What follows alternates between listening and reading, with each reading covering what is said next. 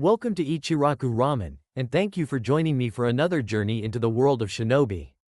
Before we begin, I want to give a huge thank you to everyone who listens, supports the channel, and enjoys these stories. Today's story is part 5 of Positive Intervention. I have decided to end the story here as it will come to a conclusion before a 3-year-plus time skip. If the original author starts updating the story, I will gladly produce the rest. Thank you for understanding. In this story, Naruto's childhood was filled with loneliness. Ignored by the village, feared by the people, and forced to grow up alone. But what if things had gone differently?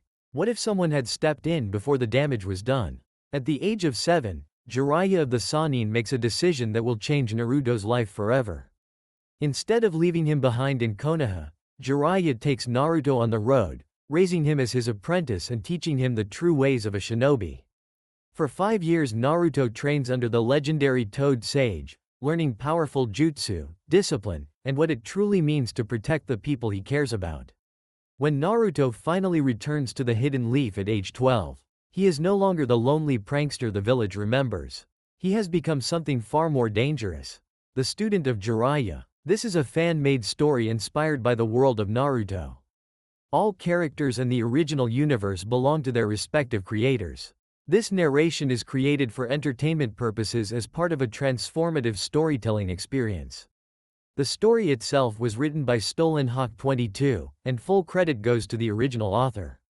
If you would like to read the original version, the link to the story is included in the video description below. Now, sit back, relax, and enjoy. Chapter 25. Konoha Crush Part 2.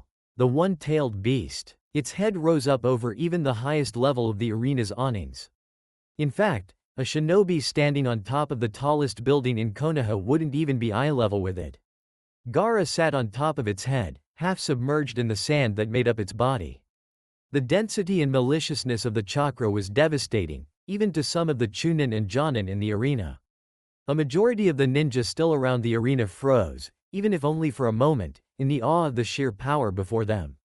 There were 3 who couldn't afford to. They were only 3 genin who had consistently trained with or around tailed beast chakra. There was also the small matter that they simply would have been crushed by Shukaku if they had paused in awe of the beast. Naruto had been finding it increasingly difficult to hold on to the power that he was using. It wanted him to cut loose, but he'd learned long ago that despite the power he'd be able to use, it meant nothing if he couldn't control it. Power was nothing without control. Then, there was the matter of Sasuke. That mark that spread over his face wasn't good. It was a boost for him, without a doubt, but there was a cost. He was more powerful, and less like himself. Bloodthirsty would be the best way that Naruto could describe it. Truthfully, he could only compare it to what he felt when they fought Orochimaru. Half as strong and half as vile, but still 10 times worse than Sasuke on even his bad days. The days where he was haunted by the ghosts of his family members. Or even worse, by the one that still lived. Hinata, he was happy to observe in between dodges and powerful jutsu, was holding her own just fine. She slipped in and out of sight seamlessly. It would seem she was all but forgotten, perhaps even had fled. Then she would strike, usually in defense of one of her teammates. She'd already saved Naruto from 2 brutal attacks. She was, perhaps, the only defense Sasuke had at this point. The young Uchiha seemed to have lost his cool entirely and was attacking with reckless abandon. For a person with a dojutsu that predicted and countered others, that was incredibly foolish and wholly unlike him. Naruto would leave it to Hinata to help him though, her own dojutsu was perfect for it, after all. There were no whispers in Naruto's head, despite the fact that he'd been holding the fox's cloak for several minutes. In the past, this would be near his limit with 1 tail. 2 tails was a lot more difficult to control, but he felt unbridled power in exchange for his fortitude. He'd already laid several haymakers on Gaara, the last one nearly shattering his sand armor.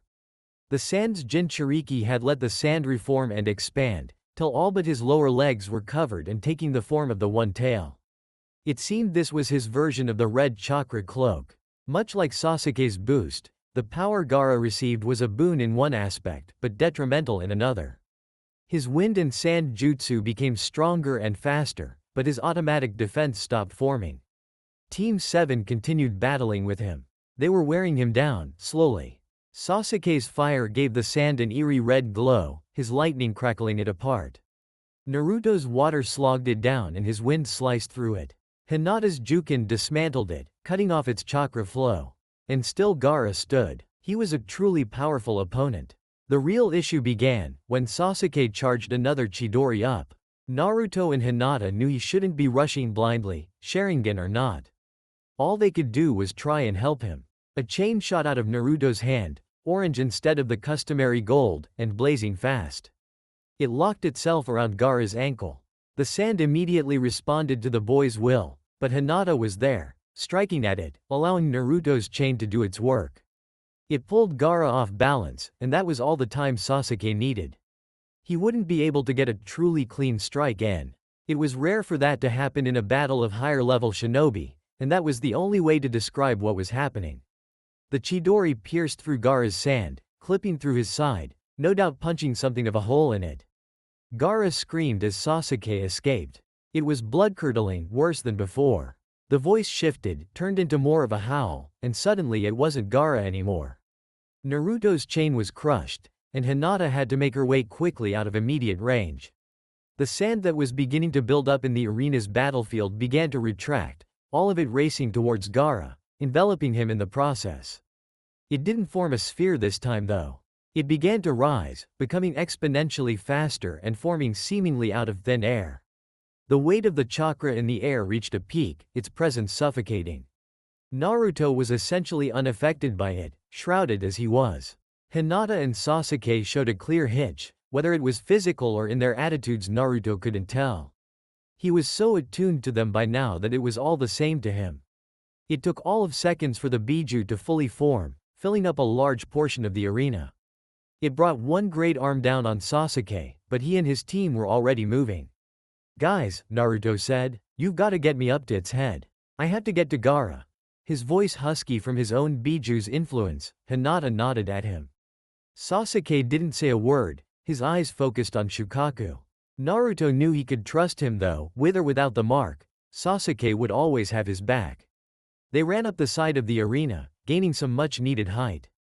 Shukaku inhaled a great deal of oxygen and smacked his own gut to shoot out a massive air bullet.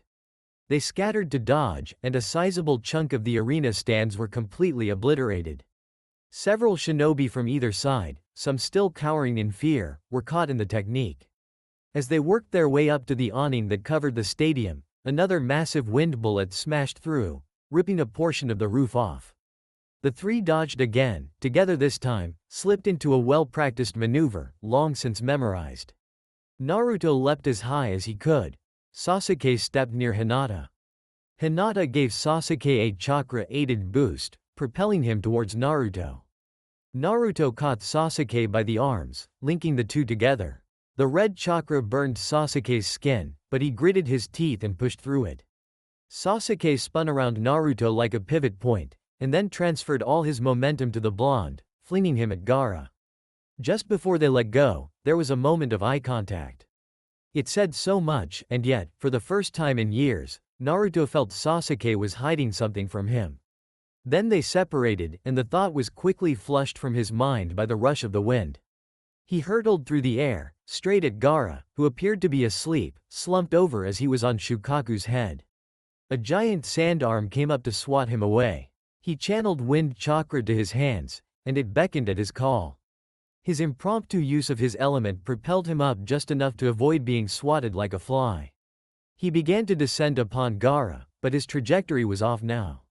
He was going to land several steps behind him, instead of face to face. That would bring the sand into play. He didn't like those odds while surrounded by it, cloaked in two tails or not. It was in the moment before he passed over Gaara that the thought came to his head. During one of their visits to Mount Myoboku, Jiraiya had run off on a mission. It was Naruto's first time there after finding out about his father. He asked the toads about him, and they'd responded with some great stories. His favorite had been from Gamabunta, who begrudgingly told Naruto about how his father had summoned him to squash the nine-tailed fox the night he was born.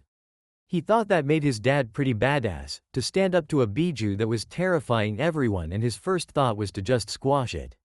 Naruto had never summoned Gamabunta before, but as Jiraiya always said, There's no time like the present.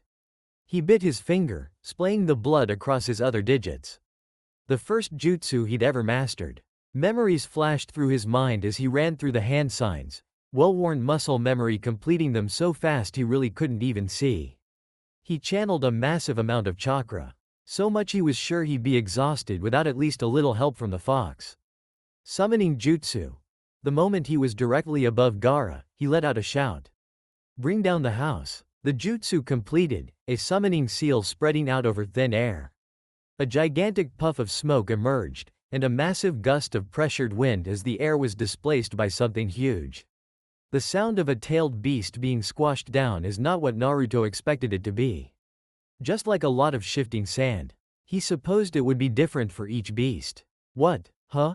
Gamabunta said. Is this Shukaku? Jiraiya? Jiraiya. The tailed beast struggled, but Gamabunta held fast on top of him, despite his confusion. No time to explain, boss. I'll apologize later, Naruto said from on top of him. His chakra cloak had receded, apparently expending enough chakra to cancel it. He could still fight though. He had to. The giant toad took in the situation with deceptively sharp eyes. If Shukaku's host is asleep, he needs to be awakened. That will send him back to his seal, he said, urgently. Naruto seemed to understand, and flickered off the great toad's head without any more delay. On the ground, Naruto reassembled with his teammates, their timing impeccable as always. We gotta wake Gaara up, Naruto said, urgently. He rushed at the boy, as the beast struggled and howled. His chakra seemed to boost him past his limits. He'd hit Gaara with all he had before, and it hadn't been enough. This time, he would make sure it was. He wasn't the first to arrive though. Hinata was. She had always been the most observant amongst their team. Always there when they needed her. She slipped into a stance he'd only seen from Neji and other Hyuga. Gentle fist. 8 trigrams, 32 palms. She struck out with extreme speed, landing 32 pinpoint strikes on the boy. She huffed out a half-grunt half-yell, finishing her jutsu. The sand making up Shukaku's body melted into useless dunes as the host awakened. Gaara's eyes opened. They opened and Hinata wasn't moving. There was sweat on her red face. She needed time to recover. Time Gaara wasn't willing to give. Hinata had overexerted herself. She was open to attack. Gaara's hand began to move. Naruto wouldn't let it happen. Would not. Gaara could crush Naruto's bones until there was nothing but dust. He could destroy the arena and a chunk of the village. He wouldn't let him hurt his team. His family. He moved, faster than he'd ever moved before without the fox's help. His chakra molded and locked into position perfectly, enhancing his body and propelling him forward. He channeled a large amount of it to his hand. There was no time to test if it would work now that he had his control back. He'd make it work. In one instant, Gaara was lifting his hand, the grains of the sand responding quickly. Naruto saw it so clearly he could have counted the sand grains. He brought his own hand up, his father's original jutsu swirling violently to life in his hand. Rasengan. The jutsu impacted Gaara right in the chest, and Naruto let it explode. The redhead flew backwards, slamming into the mass of sand behind him. Smoke curled off of Naruto's hand, where it was held in the air. Naruto, Hinata started. She was cut off by the sands beginning to shift again. She turned to look at the blonde, but he disappeared from right in front of her. Then Gaara came floating out of the dunes. The look on his face was one of defeat. He was wrapped nearly head to toe in chakra chains. The sand had gone still. In the moment that Naruto's chakra wrapped Gaara up tight, Gaara felt warmth like none he'd ever experienced before. The chakra invaded his system, but not like a virus. It was as if light was overtaking the darkness in a room. It swarmed his system. A genjutsu? Could someone like them even do a genjutsu? Something clicked, and his eyes went wide. He saw images, memories, feelings. Sitting in the rain outside a food vendor. Villagers whispering and moving out of his way like he had the plague. Classmates making fun of him. Seeing other students with their happy families. Loneliness. Pain. So familiar. But they weren't his memories. They weren't his, but they were so similar it was like he was living them all over again. Then there was a shift. The owner of the shop gave him free ramen and a blanket. His sensei ruffled his hair. That wasn't his sensei. Classmates laughed with him. Toads cared for him. The Uchiha boy, they had an understanding. The large man with long white hair told him he loved him. Love? He wasn't loved though. He couldn't be. He was a monster. His existence could only be proven by erasing others. He couldn't be appreciated except for the power he held. But the feeling was there. It was real. He saw them, all the people that cared for him, and then they were standing with Uzumaki.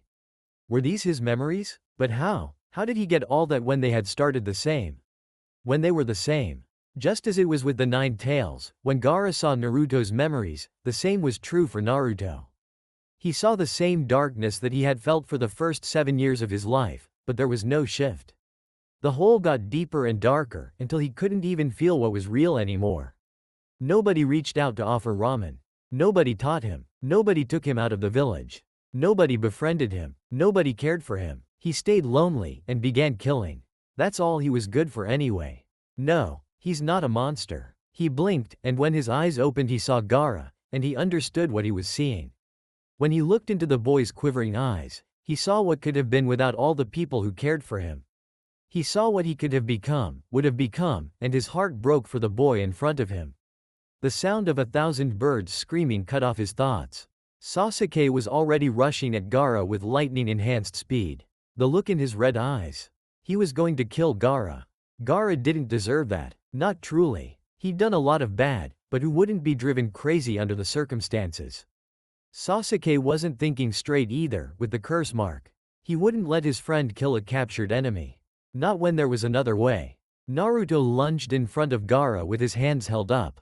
Sasuke continued to race towards him, and for a split second, Naruto wasn't sure he would stop. Then Sasuke slammed on the brakes, sliding nearly into Naruto. He has to die, Naruto. Sasuke yelled, the Chidori fizzling away. Look what he's done to the village. Look what he did to you.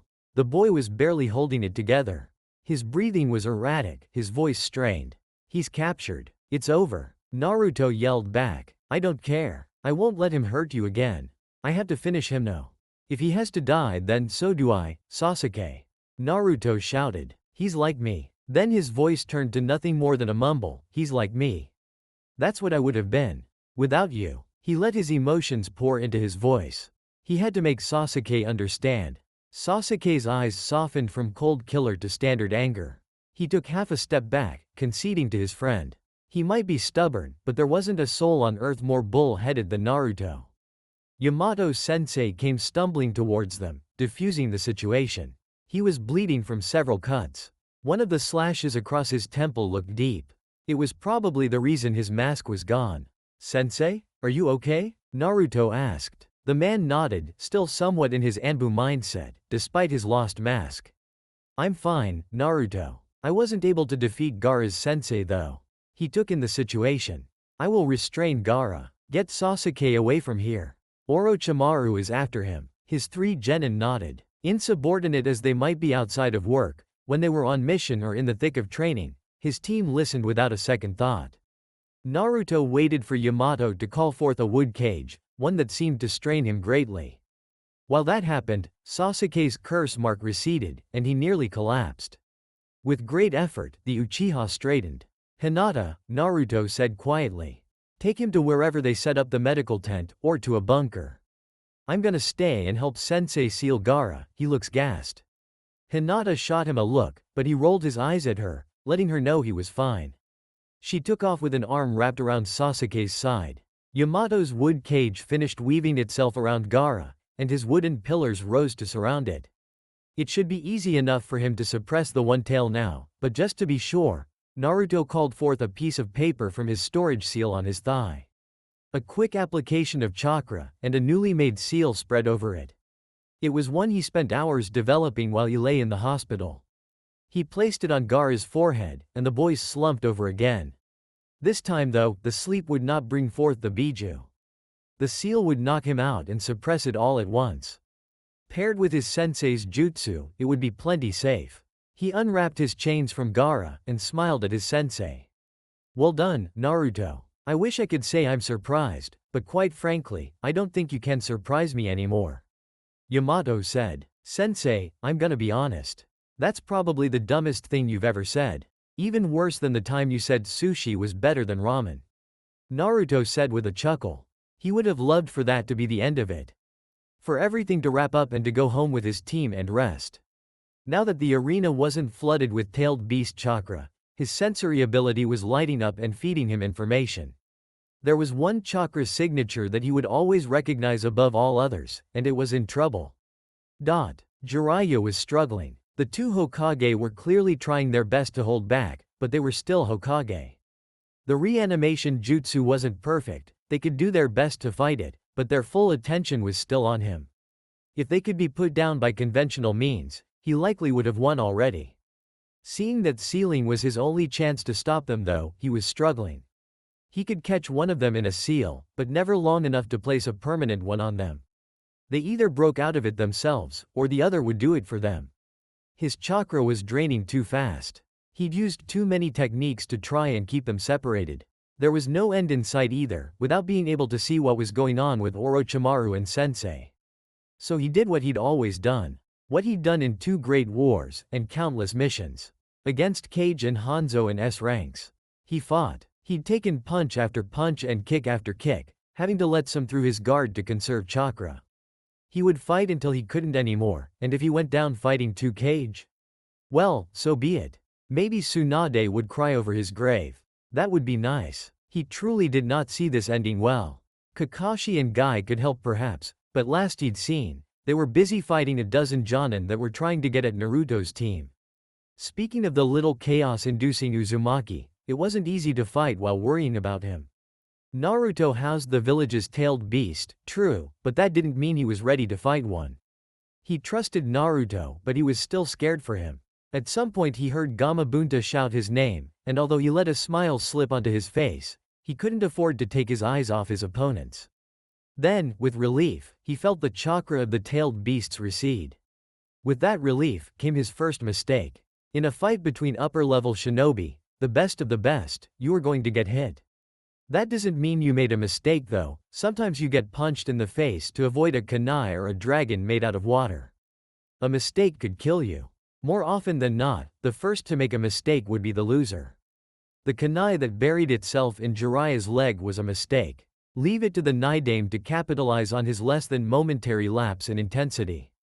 Jiraiya fell to a knee, and got kicked in the face. He managed to turn the momentum into a flip, landing on his feet.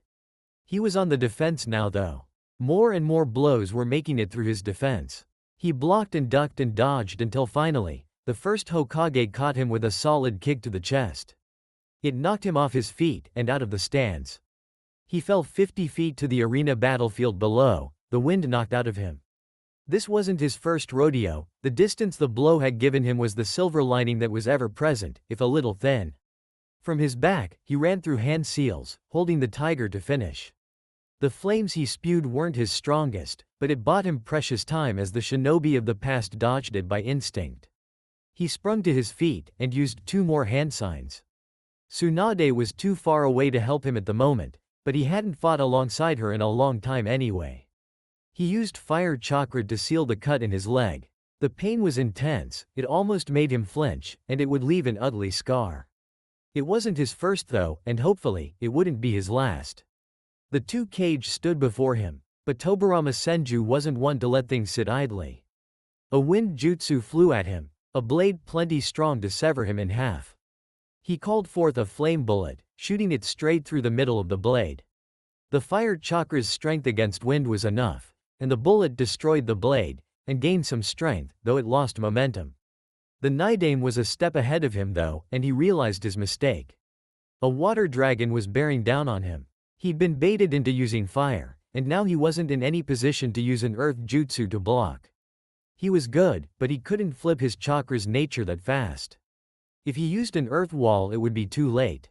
The dragon hit his fire bullet, and his jutsu was destroyed. The massive size of the dragon meant it didn't even slow down. He was in trouble. Surviving this attack wouldn't be guaranteed. He could maybe summon a toad, but he wouldn't be able to build enough chakra fast enough to summon one large enough. He'd just have to channel his chakra to strengthen his body, and hope for the best. Just before the water dragon smashed into him, 2 more masses of water smashed into it.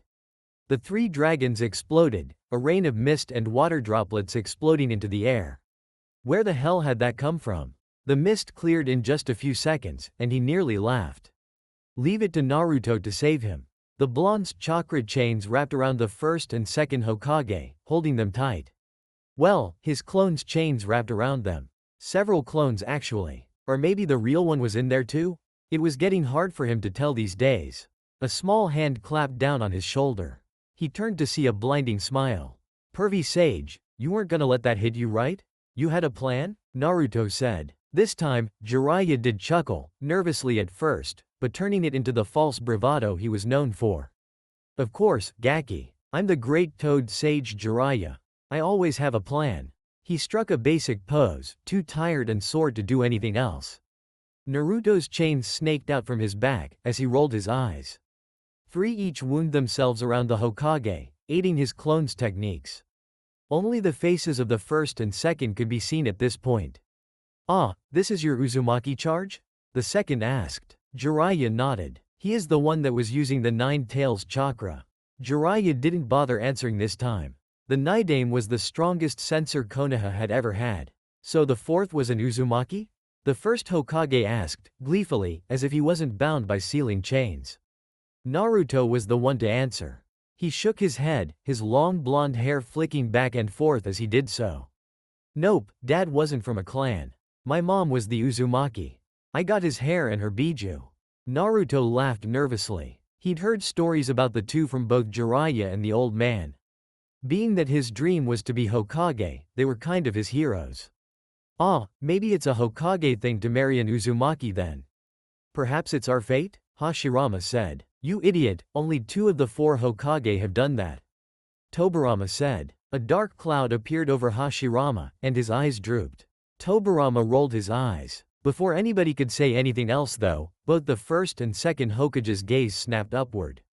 Naruto's wasn't far behind. Orochimaru was standing at the top of the arena wall, hand in a half-ram seal. His gaze was set upon the Hokage. Naruto began to strain. Pervy Sage, he's forcing them to fight my jutsu. You have to seal them, now. Naruto yelled. Jiraiya was upon the second Hokage in a split second, a massive scroll out, hand flying over it to seal him. He wasn't going fast enough though. Naruto let out a yell, and his eyes turned red. The chains coming out of him changed from gold to orange, the chakra spreading down the chains until they were completely transformed into the dark orange color. A red cloak began to flicker around Naruto as he fought to keep the reanimated Hokage sealed in place. Jiraiya rushed through the seal as calmly as possible. Panicking caused mistakes, and that couldn't be afforded. 10 seconds passed. 20. A tail formed behind Naruto. 30. 40. A second tail. He heard Naruto yell in exertion. 50 seconds. A minute. Done. Jiraiya yelled. Naruto's chains shifted enough for him to attach the seal to Tobirama. It was a large and complex thing, one that should be strong enough to seal the second permanently. The seal spread from the scroll out and encompassed the second. The jutsu was complete. Shit. Jiraiya heard Naruto yell. There was a small boom as the first Hokage's chakra pushed the chains off him. The chakra chains dissolved all at once, the shadow clones dispersing. The first took a step towards them, seemingly straining to stop himself. He took a second step. His chakra was massive and dense, not unlike a tailed beast's. Jiraiya rushed in front of Naruto. He wouldn't let him get hurt. Hashirama took a third step, and then he froze. Black writing appeared around him on the ground. 8 individual sections interwoven to create a circle. The seal led off in a line towards. This is, Hashirama said, Mito's jutsu. Grandmother made sure I learned at least some Uzumaki techniques. Tsunade said. Her hand was placed on the ground, her chakra powering the jutsu. Suna, Hashirama said, his back turned to her. It's good to hear your voice. I'm so happy to see you defending the village. You're carrying on my will of fire, I'm so proud of you. Hashirama said, and a tear leaked out of his left eye. Tsunade didn't respond. She too had tears in her eyes. Jiraiya moved to Hashirama, withdrawing another scroll. He gave Tsunade a genuine smile. Naruto whipped his head around to where Orochimaru had been standing. There was a frown on the snake's face. It didn't last long. A long black rod came shooting at him. Orochimaru spun around and blocked it, but it extended, driving him all the way down to the arena floor. Hiruzen was on him quickly, and the two engaged in a battle of their famed weapons. The clash was probably only 30 seconds, but to Naruto, watching it felt like forever. It was like every time they made a move, they were silently countering 5 others. Like a whole other fight was happening in the flashes between attacks, but only in their minds. It was a chess match as much as it was a physical bout. Then, in the blink of an eye, the third Hokage disarmed his student. The blade went end over end behind Orochimaru. Hiruzen planted his staff in the ground, and went at Orochimaru with his fists. A few blows exchanged, and they locked arms, switching places. Orochimaru smiled at his former sensei, and the Hokage smiled right back, much to his confusion. You always did have a hard time seeing the bigger picture, Orochimaru. You always thought it was just you versus your opponent. Hiruzen said. You never could see anybody else as a partner, only as disposable or beneath you. And you, sensei, could never get to the point. What are you going on about this time, Orochimaru said. I'm not sure, maybe I'm going senile in my old age. What do you think, Enma?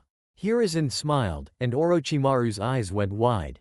Enma already had him in his grip though, arms locked underneath Orochimaru's and up behind the snake's head, holding him in place. Short-sighted and predictable. Hiruzen spat. I thought I taught you better than that. The elderly Hokage began to run through hand seals he had committed to memory 13 years ago. As he did so, Orochimaru called upon his own chakra, and subtly moved his fingers. Naruto saw it all happen. He didn't even have time to think. 2 tails surged to 3 in an instant, and he lunged.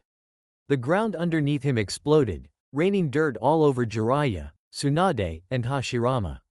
The ceiling was so close to being complete, Jiraiya couldn't look away from his task. Tsunade could see it clearly though. Orochimaru was calling his sword back, and it was headed straight for Hiruzen. Naruto never even thought. He saw the sword move, and he moved faster. That's why he was surprised when he felt a sharp pain in his chest. He looked down to see the sword of Kusanagi buried up to its hilt in his sternum. Oh, Naruto said, and then he collapsed sideways. Tsunade saw the blade enter Naruto. The boy's momentum moved it offline. Instead of striking Hiruzen through the back, it clipped through his left forearm, preventing him from finishing his jutsu. Tsunade screamed. As Tsunade screamed, Jiraiya placed the seal on Hashirama, not waiting to see if it worked, and turned. His eyes scanned the field as he sprinted, looking for what had caused Tsunade to have that reaction. He saw Naruto, laying on the ground with a blade in his chest. His vision went red. It couldn't be. He let out a visceral roar. Jiraiya whipped his head up at Orochimaru, who'd slipped out of Enma's grip during the commotion. He charged him in rage. Yamato was extremely proud of Naruto. When the third Hokage had assigned him as a Jonin sensei, he was wholly unsure of it. The fact that Kakashi had recommended him made him feel slightly better. And then he met his team. They were already strong, they already got along. He just had to help mold them a little bit this way, and a little bit that. Teach them discipline. Teach them how to be shinobi of the leaf, not just powerful ninja. He would be the first to admit that they'd done way more than their fair share of the work. Not only that, but they had taken him into their circle. Accepted him and trusted him. It would have been easy for them to just see him as a teacher, a means to an end. That was never who Naruto was going to be though. The blonde had broken down walls he didn't even know he had, and a few that the Anbu had put there. There was something special about the boy. When he watched Orochimaru, the man that had tormented his dreams for years, put his blade through Naruto's chest, he lost it. He left his post and sprinted for the boy. Jiraiya beat him there, unsurprisingly, and immediately turned and rushed Orochimaru. Yamato slid to a stop on his knees next to Naruto. He tried to roll him over, but the Kyuubi's chakra burned his skin before he could even touch him. Why wasn't the chakra receding? He called forth a jutsu, turning his arm to wood, but a hand stopped him. Tsunade, don't. The beast's chakra has healing properties. You need to pull the blade out. It's poisoned, so strongly not even I can heal it. She said, so what are you saying? Yamato snapped. I'm saying, we have to hope the Nine Tails chakra will be enough to save him. That's it? That's all you're going to do? Yamato asked, uncharacteristically insubordinate to a higher-ranking ninja. No, I'm going to go kill Orochimaru. She clipped. And then she too was gone, chasing after the snake. Sasuke arrived a moment after Hinata did. He hadn't known what had caused her to run off, but he'd pushed the medic tending to his wounds away and chased her. It hadn't been long until he saw Naruto, lifeless on the ground. No, not again. He got to him as Yamato-sensei finished pulling it out of his chest. The wound closed, but the chakra cloak didn't dissipate and Naruto didn't move. Hinata assured them through sobs that his heart was still beating though. Sasuke felt the curse mark take over him again, but he was so far past exhaustion that his body couldn't take it, and he passed out. The last thing he remembered was a whisper in his ear as he looked down on his best friend's limp body. "You lack the power to save him." Chapter 26, Disappointment. Naruto gripped the necklace as he walked aimlessly down the street. He might have just finished his ramen, but it hadn't calmed his anxiety. His mind was on the turquoise gem in his hand. "You said you didn't deserve it until you could protect the village, right?" Tsunade asked him, lifting the necklace off her chest. She'd entered in a huge commotion of bustling people, issuing orders and signing papers. Between then and now, he'd been caught up on the relative safety of his team, Orochimaru's retreat, and Hiruzen Sarutobi stepping down from the position of Hokage. Talk about a wake-up call. "You stopped a tailed beast," she continued, holding it out to him. "You saved your Hokage and countless others. Most importantly, you impressed the necklace's original owner." At that, Naruto's eyes widened. "You mean, the first Hokage?" Tsunade nodded minutely. He may not have had control, but he was still able to see and sense what was going on. "The last thing he said to me was, 'The village is in good hands.'" She sported a nostalgic smile. "He wasn't speaking of me or Jiraiya or Sensei. He was talking about you, Naruto." She reached out, taking his hand, and bringing it to meet hers.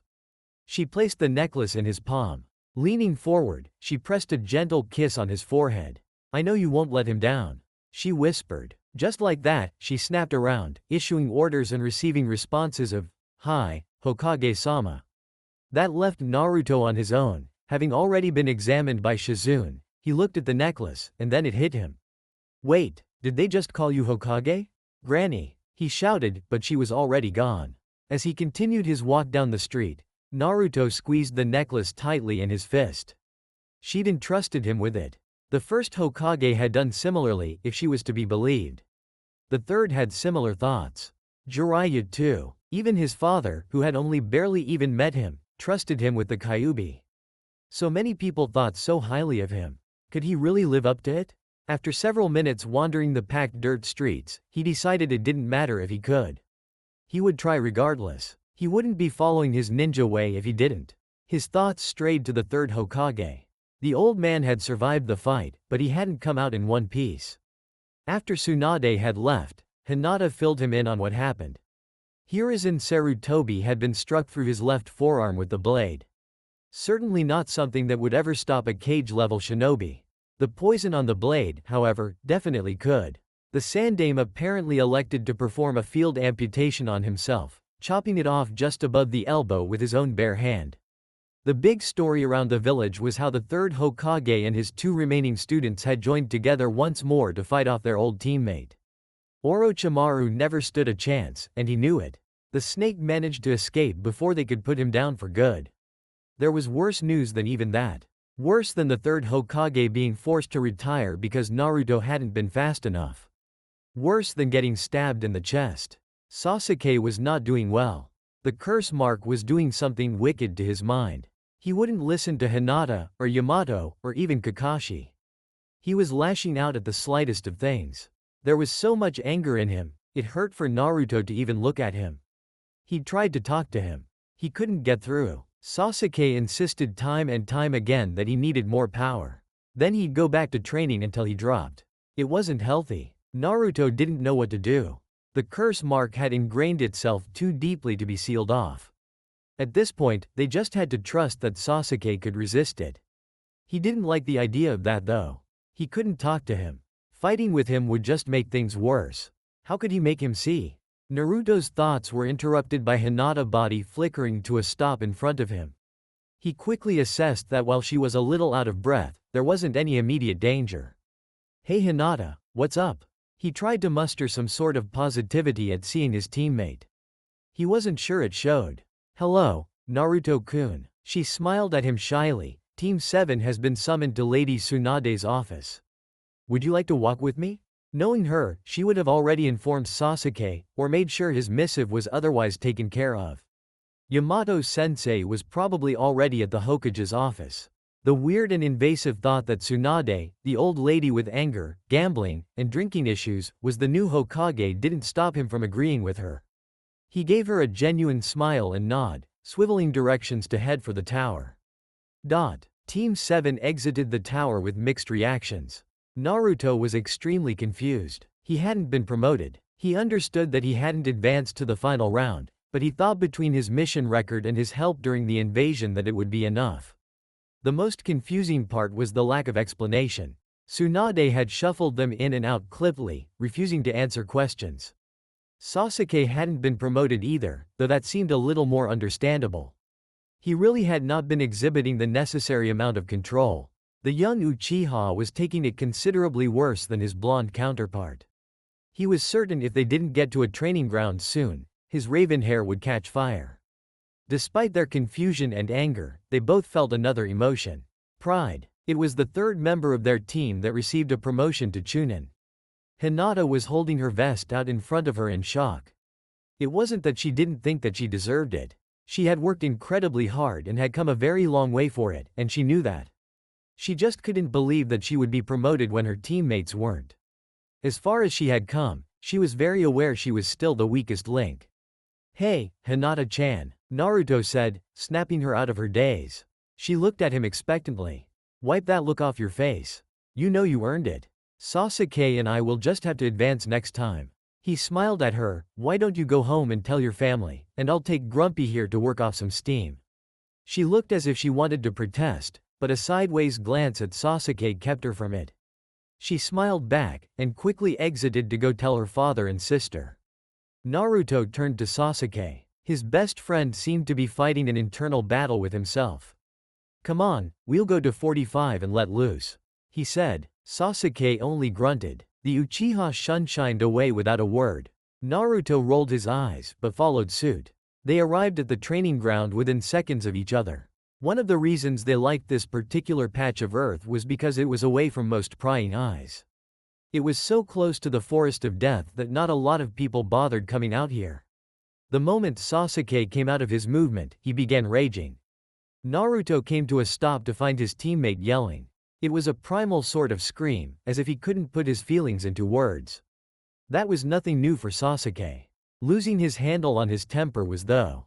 The Uchiha clan as a whole liked to maintain a look of being unbothered by anything, as if they were above it all. Sasuke had taken those lessons as close to his heart as he could, even after his family's death. Especially after their deaths. Despite this, he'd always been more emotional than the rest of his bloodline, at least from what he could remember. It had always been more difficult for him to keep it all under control. He wasn't like Itachi, perfectly cold and calculating. Naruto had shown him that it was okay to feel things and to express them. That it could make him stronger despite the fact that it could cloud judgment. Now though, he was overwhelmed. The anger that burned in his heart was exploding through his body. He tried to breathe, but when he exhaled, a choked roar came out of his throat. His fists curled so tight his knuckles lost their light coloring and went completely white. Naruto looked on at his teammate and best friend. There was a quiet crackle around him, accompanied by a slight smell of ozone. Sasuke had never lost control of his chakra before. He stepped towards him, holding up a hand. "Sasuke, it's gonna be, don't," he yelled. "Don't tell me it's going to be okay. You don't know that. We can take the exam next rotation. It sucks but it'll be alright. Don't tell me that." Sasuke reeled on him, finally facing his friend. He was a Chunin at 10. He was a Jonin and Anbu captain before we had even graduated. "How can I ever stand up to that if I can't even get promoted?" Sasuke said. There was a plea in his voice mixed in with the anger. He was truly distraught. "Calm down. You don't have to match him. Shut up. Shut up," Sasuke yelled. It was unclear to Naruto if he was even talking to him, as the boy put both hands on his head, as if he was trying to relieve pressure. Naruto took another step towards him, intent on putting his hand on his shoulder. Sasuke reacted, grabbing Naruto's wrist and pulling him forward.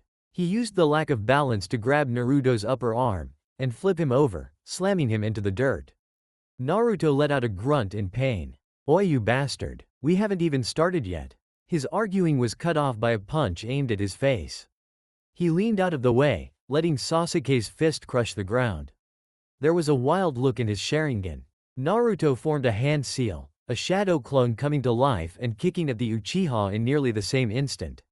Sasuke dodged, well used to Naruto's more habitual tricks. It gave Naruto time to get to his feet though. The shadow clone disappeared, having served its purpose. "You wanna fight?" Naruto said, rolling the shoulder Sasuke used to toss him and cracking his neck.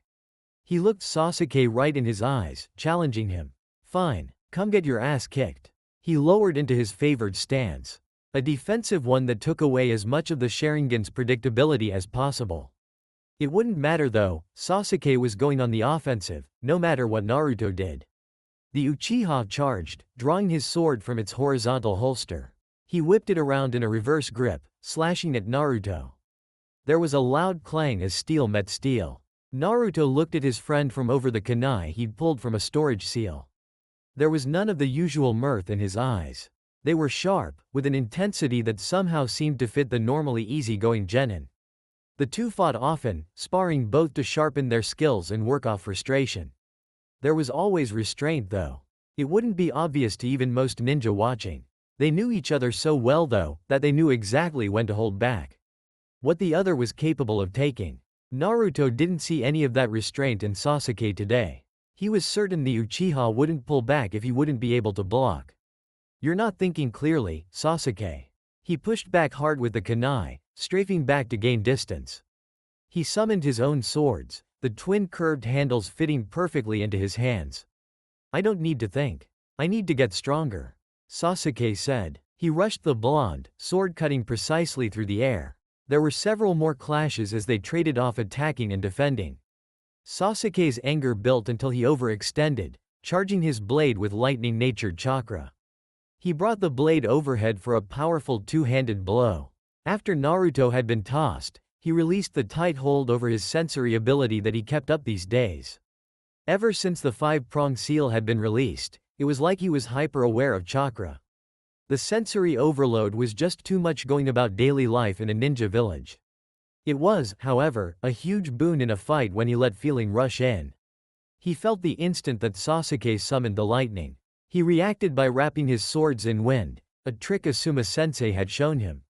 He brought his blades up in a crossguard, catching Sasuke's blade where his met. His wind chakra instantly snuffed out the lightning, lessening its cutting power. The moment Sasuke's momentum was slowed, Naruto brought the back blade out, leaving only his left to hold Sasuke's sword. He thrust out with the right. The Uchiha slipped to the side, dodging the blade. He didn't move fast enough to avoid the wind whirring around it though, and received a slice across the ribs for it, a small amount of blood splashing out. He recovered quickly, leaping back. As he gave himself space, Sasuke flung several shuriken in an arc. He was well aware they wouldn't hit Naruto. They never had before, but they were strategically placed in a way long since figured out. They forced the blonde to dodge to his right, or leap up into the air. It wasn't enough to win the fight, but if he could tip enough interactions in his favor like this, he could eventually win. Of course, the red-eyed genin wasn't thinking this. It was so programmed in him from his countless fights, that he did it as a matter of reflex. Naruto on the other hand, was thinking much clearer. Typically, he would avoid any projectiles. It was the smartest way to go about fighting. It took out any error that could happen in blocking, and allowed you to keep your attention on your opponent, rather than splitting your focus. It was one of the reasons that kunai and shuriken were standard carries for every shinobi of every village, despite their fatality rate being so low. Naruto, though, was unpredictable enough to not do the technically sound move. The blonde elected to step forward into the path of the shuriken, using his swords to cut them down. He knew Sasuke well enough to know this would throw him off minutely, keeping the advantage in Naruto's favor. Sasuke knew his teammate well. He couldn't predict his behavior, not even with the Sharingan. He could, however, predict his unpredictability. Despite his rage, when he threw the shuriken, he was well aware that Naruto would probably act in a way he wouldn't expect. He thus kept his options open for the type of ninjutsu he would use.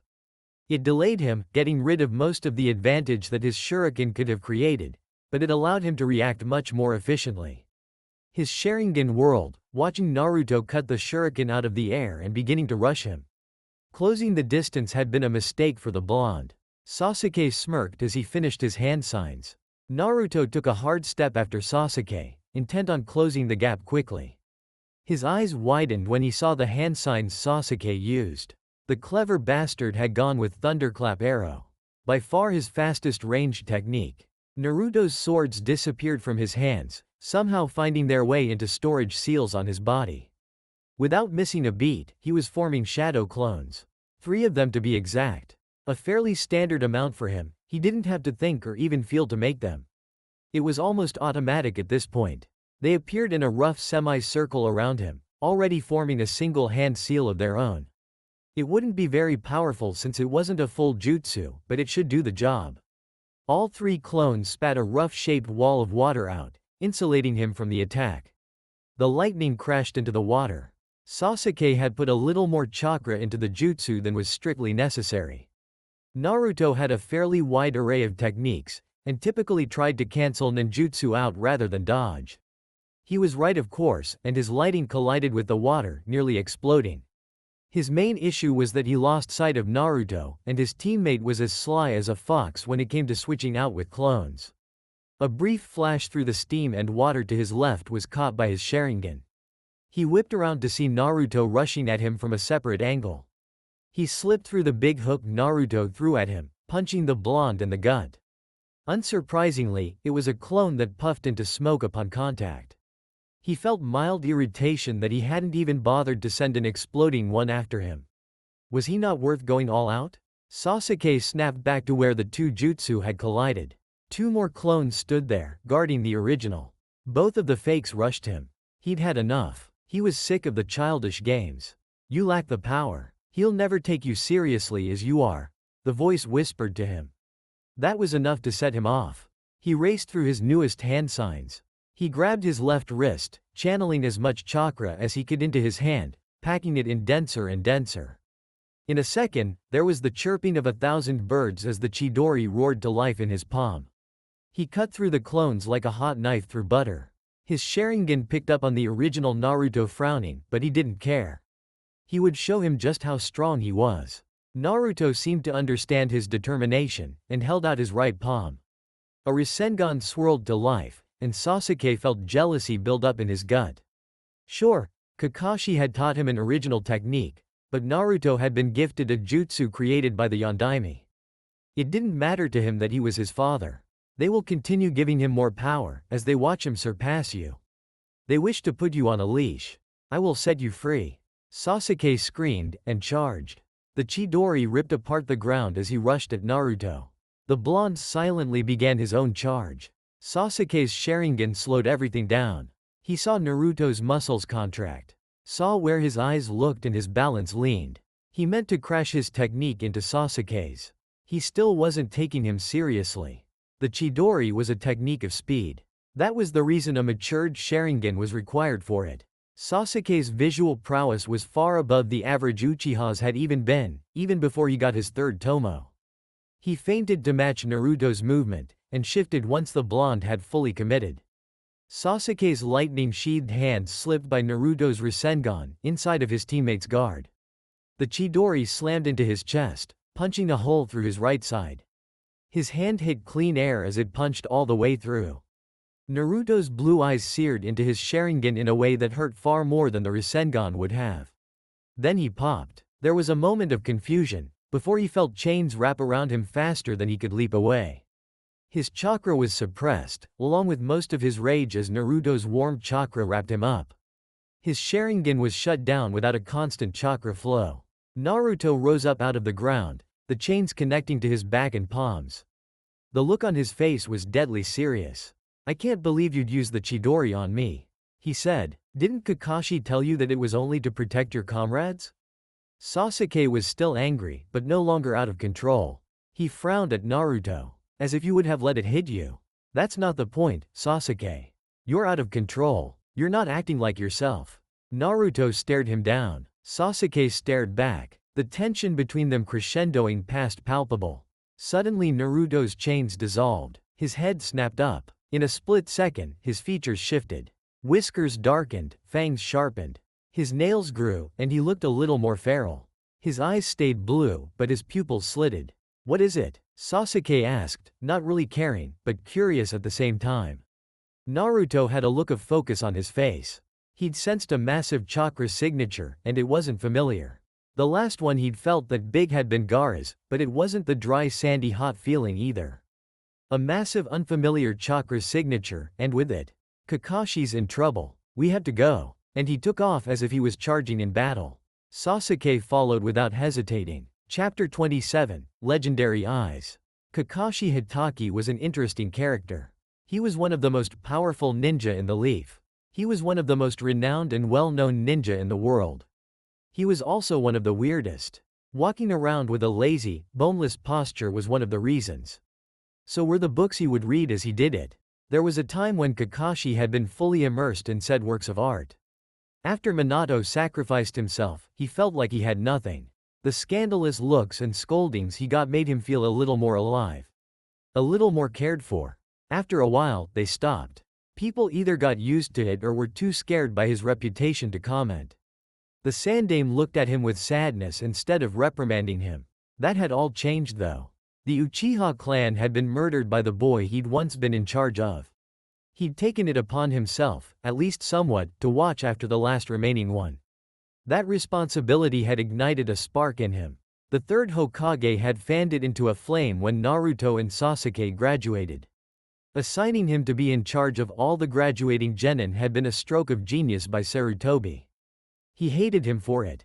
The responsibility made him spend more time around not only Naruto and Sasuke, but the other future pillars of the village. That made him care, more than he ever wanted to again. It was nearly unavoidable for him to care, not when he was in such close proximity to these kinds of people. He'd have to avoid direct, meaningful orders. That was a line he hadn't and wouldn't cross. It was a double-edged blade though. Certainly it set him up for a lot of pain. The other side was beneficial though. Kakashi Hitaki was a dangerous man when he cared. When he had a motivation and a reason, there were few in the world that could stop him. The Sandaime ordered him to train and to watch over the genin. So Kakashi Hitaki did that to the best of his ability. He sharpened his own skills. He returned to his old Anbu training regimen. He practiced jutsu he'd long since forgotten he knew. His stamina training was extended farther than he'd ever taken it, allowing his use of the Sharingan to expand, both in skill and time limit. No, Kakashi Hitaki was no longer the lazy boneless man that people thought he'd become. He'd always been dangerous, but now, he was truly something to be scared of. When he walked around with Ichiraku, it was no longer for his pleasure. As much as he enjoyed the book, he used it for cover when he was in public. A consequence of rehoming his senses and skills to the highest of levels was that they were very hard to turn off. That's why he noticed the intruders when walking by a tea shop, instead of missing them because his head was buried in his book. He looped twice, once in a disguise to throw them off just in case they were on edge. When they exited, he trailed them, a single hanged shadow clone helping keep the trail clean. It didn't take him long to see that Asuma and Kurenai had noticed them too, and were also following. They were jonin, and very skilled ones at that. Kakashi was better, and thus noticed them. From the way they were being led around, it seemed that the intruders might have noticed too. They ended up by the river on the outskirts of town, strangely far from any possible patrols of ninja that were above Chunin level. Thankfully that meant they were also far from any civilians. Kakashi stayed back, letting Asuma and Kurenai take the lead. They could handle themselves, and he could do more with the element of surprise than by revealing himself early. He wasn't afraid to admit that the red glowing Sharingan threw him off. His shadow clone immediately took off for Training Ground 9, a strategic decision. The Hokage would likely send Guy anyway, better to just shortcut his way there and have one of the genin warn the Hokage. He revealed his own Sharingan, and got a good look at the attackers. Itachi looked so much older than the 17 years that Kakashi knew he was. The lines in his face were etched deep. His skin was paler than he remembered. The air of cold precision about him that screamed warning had only gotten sharper. His companion was a massive man. He had blue skin and a face like a fish, carrying a massive bandaged sword. Kisame Hoshigaki then, 2S rank ninja, wearing black cloaks with red clouds. This must be the Akatsuki. He heard rumblings of them the times he'd filled in for Jiraiya. The Toad Sage had filled him in on the rest of what he knew about them. A mercenary group, but what did they want with Konoha? The decision was made then. Protect village and comrades, gain intel, take out missing nin. In that order. As he watched, Kurenai tried one of her more resilient genjutsu. He sighed. A foolish maneuver. One that likely wouldn't have worked on 13-year-old Itachi, let alone one who'd had almost 5 years of development. Itachi quickly flipped the genjutsu on her, drawing a kunai to stab her. Kakashi couldn't wait any longer. He let his tight hold on his chakra loose enough to let it flow through his body. His enhanced muscles left cracks in the concrete of his hiding place as he rushed forward. He hadn't left himself enough time to perform any spectacular jutsu to save his comrade. Instead, he had to settle for a quieter version of Guy's dynamic entry. His foot made contact with Itachi, and the rogue nin's body dissolved into crows. His momentum not meeting any sort of force, he flew past Kurenai and onto the river, easily standing atop the water. Itachi's ploy was unsurprising, but he achieved his goal. Kurenai was released from her own genjutsu. Kakashi Hitaki. What a surprise. Itachi reappeared next to Kisame, his tone showing no sign that he was surprised. In fact, he seemed slightly amused, if he was even capable of feeling that way. That only served to irritate Kakashi, but he decided to play along. Every delay increased the chance that they would all survive the fight. Itachi. Can't say I'm happy to see my former subordinate come to torture Sasuke some more? Kakashi said. There was a sneer on his face, Obito's eyes spinning wildly. My little brother is of no interest to me at the moment. Itachi said emotionlessly. We're here for the 4th Hokage's legacy. Kakashi considered that for a moment. So you're after the 9 tails, huh? He said. It may not be wise to voice his deductions, but it would stall for time even more. You always were too smart for your own good, Kakashi. Itachi said into Kakashi's ear. The sudden appearance of him so close caused Kakashi's eyes to widen, but not before Itachi plunged a kunai gently into his kidney. The Kakashi that Itachi stabbed dissolved into a puddle of water. There was a splash behind Itachi as the real Kakashi emerged from the river, dashing at him with a kunai. Itachi brought his own to bear, the metal clashing in a stalemate as the former comrades came face to face. For somebody using a stolen eye, Itachi said. Your mastery of the Sharingan is truly impressive. Kakashi ignored his comment, avoiding eye contact. There was only a slight warning as to the impending jutsu. He substituted as quickly as he possibly could. The clone of Itachi exploded, sending water and steam flying everywhere. Kakashi appeared next to Asuma, holding his shoulder. He'd been clipped by the explosion. Kisame, Itachi said, once again standing next to his partner. Take care of these two. The monster of the hidden mist grinned a sharp-toothed smile, hefting his massive sword off his shoulder. Gladly, he swung down. The legendary sword smashed into the concrete as Asuma dodged back, leaving a crater in the ground. Kisame hadn't moved any more than just his arm to do so.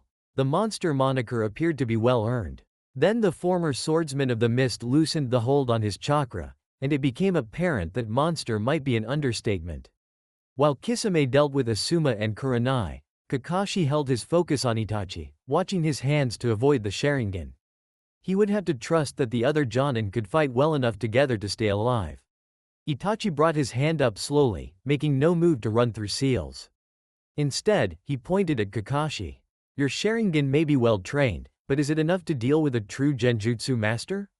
Itachi asked. Chakra swelled at the tip of his finger, but nothing happened.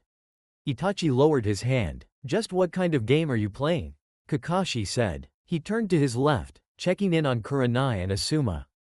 They were both lying on the ground. That couldn't be right. Less than a second had passed, and as monstrous as Kisame's chakra was, he hadn't performed any jutsu in that time. Slowly, they started to stand up. As they did, their images morphed into that of Itachi. He was surrounded by him. Genjutsu. Kakashi formed a hand seal, building chakra to break it. A quick flash wouldn't be enough against Itachi, he would need a large amount. As he did so, he felt the skin on his face peel away. Kakashi. That voice. It couldn't be Kakashi. The skin finished peeling away, and somehow, he knew what he looked like. The right side of his face had become Obito. It was wrinkled, as if he'd been crushed. Aside from that, and the lack of goggles, he looked just as he had when Kakashi left him under that rock all those years ago. It should have been you. You stole my eye, Kakashi. Obito said. Kakashi knew he hadn't, but it still crushed him to hear it all the same. And now I'm going to take it back. His right arm lost control, and lifted up to his left eye. He caught it with his remaining arm, wrestling for control as Obito tried to take back his Sharingan. There was a bulge in his stomach, and a head of brown hair popped out through his vest. It was a girl, no older than 14. She had purple markings under her eyes. Blood dribbled out of her mouth, as if she'd suffered an internal injury. Kakashi, Rin said, how could you do this to me? You killed her. Obito said angrily. You were supposed to protect her. You're worse than scum. You killed both of us. They said in unison. Their voices resonated deep in Kakashi's soul. You let Sensei and Kushina die. Kakashi fluctuated his chakra wildly, panicking as he tried to break the genjutsu and fend off his own arm at the same time. Tears streamed out of his Sharingan. He was suffocating in his own mind. Just when he felt as if he might lose the battle and fall unconscious, a hand rested on his shoulder. He felt a wave of chakra shatter the make-believe world. Kurenai stood at his back, an anchor against the turbulent feelings. Itachi hadn't moved. Kakashi exhaled shakily, trying to gain control over his emotions. Feelings long since buried were brought to the surface. A shout of pain brought him out of his shock. A splatter of blood in his peripheral vision caught his attention. Kisami's blade had shed its bandages, spikes sticking out in all directions like weaponized scales. Asuma held his shoulder as blood gushed from it. It looked to be only a glancing blow, but the flesh that had been hit was shredded into ribbons. Bad news got worse, as a memory of a shadow clone invaded his mind. Guy hadn't been at the normal training ground. He'd been nearly all the way across the village, running laps. Unless he unleashed several gates, it would at least be a few minutes before he could arrive. In their current state, Kakashi didn't think they would last even that long. Itachi hummed. Even I didn't believe that jutsu would be so effective on you. I wonder which comrade you saw? Kakashi stayed silent. There was nothing left to say. He was rattled in a way he hadn't been in a long time. All there was left to do was fight. Of all the fighting machines the shinobi world had produced, Kakashi Hitaki was one of the best. Kisame made a move to go after Asuma again. Kakashi was there, a wall of earth protecting the injured Jonin. The massive sword destroyed the wall, possibly sucking the chakra out of the jutsu if the rumors were true. Itachi fired his clan's signature jutsu at Kurenai. Kakashi countered it with a water bullet. Kisame chose that moment to run through hand seals of his own. Kakashi's Sharingan spun like mad, copying the jutsu. His fingers were a blur, and he channeled his chakra into the existing water of the river, using it to match Kisami's power. The water shark bullets collided, exploding into thousands of droplets. Itachi molded the water into drills, attempting to run Kakashi through with them. The copy nin formed a water wall in the nick of time, just barely blocking the jutsu. When the wall fell, Itachi was in his face, engaging in taijutsu. Kakashi looked him dead in the Sharingan as their forearms connected. Itachi attempted to put him under a genjutsu, but failed. Kakashi's body morphed into lightning, electrocuting Itachi. The Uchiha leapt back, irritatingly seeming to be fine. His right arm was hanging limp, but the rest of his body seemed unharmed. Undoubtedly, he had used wind chakra to insulate his chakra system and body, minimizing the lightning clone's damage. Kakashi reappeared near land, sliding out of the water nearly silently. His intention to use another jutsu was cut short when his instincts screamed at him. He leapt up, narrowly avoiding the sword being swung at his waist. He launched high into the air, putting him in a bad position. Kisame grinned as he fired another water shark bullet at him. Kakashi formed a shadow clone, using it to swing himself out of the way. The moment he landed, he was slamming his hands into the ground, forming another mud wall. Itachi's Phoenix Flower Jutsu slammed into it, shaking the wall. It held. Not that it really mattered. Facing two powerful S-rank ninja was too much for him. He couldn't keep shifting between one and the other. Asuma wasn't much use. Kurenai was casting genjutsu even as she tried to bandage the Sarutobi.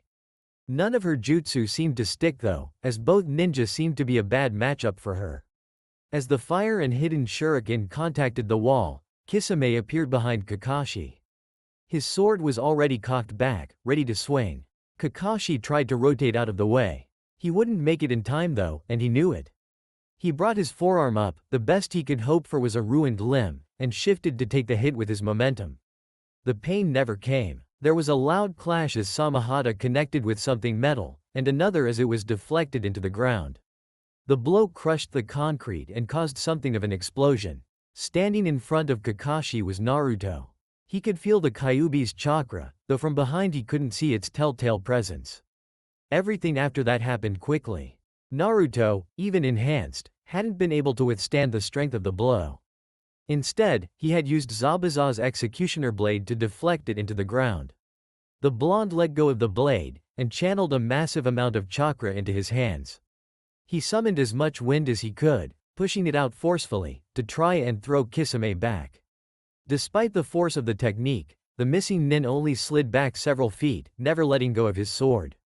"So you're the brat that disposed of Zabuza, huh?" Kisame asked, genuinely curious how a genin had ended up with one of the legendary swords. He'd heard of Zabuza's death, but details on it were hard to come by. He didn't receive an answer though. Naruto was already gone though, leaving the blade in front of Kakashi. The message was received. Kakashi picked up the sword, using both hands to heft it.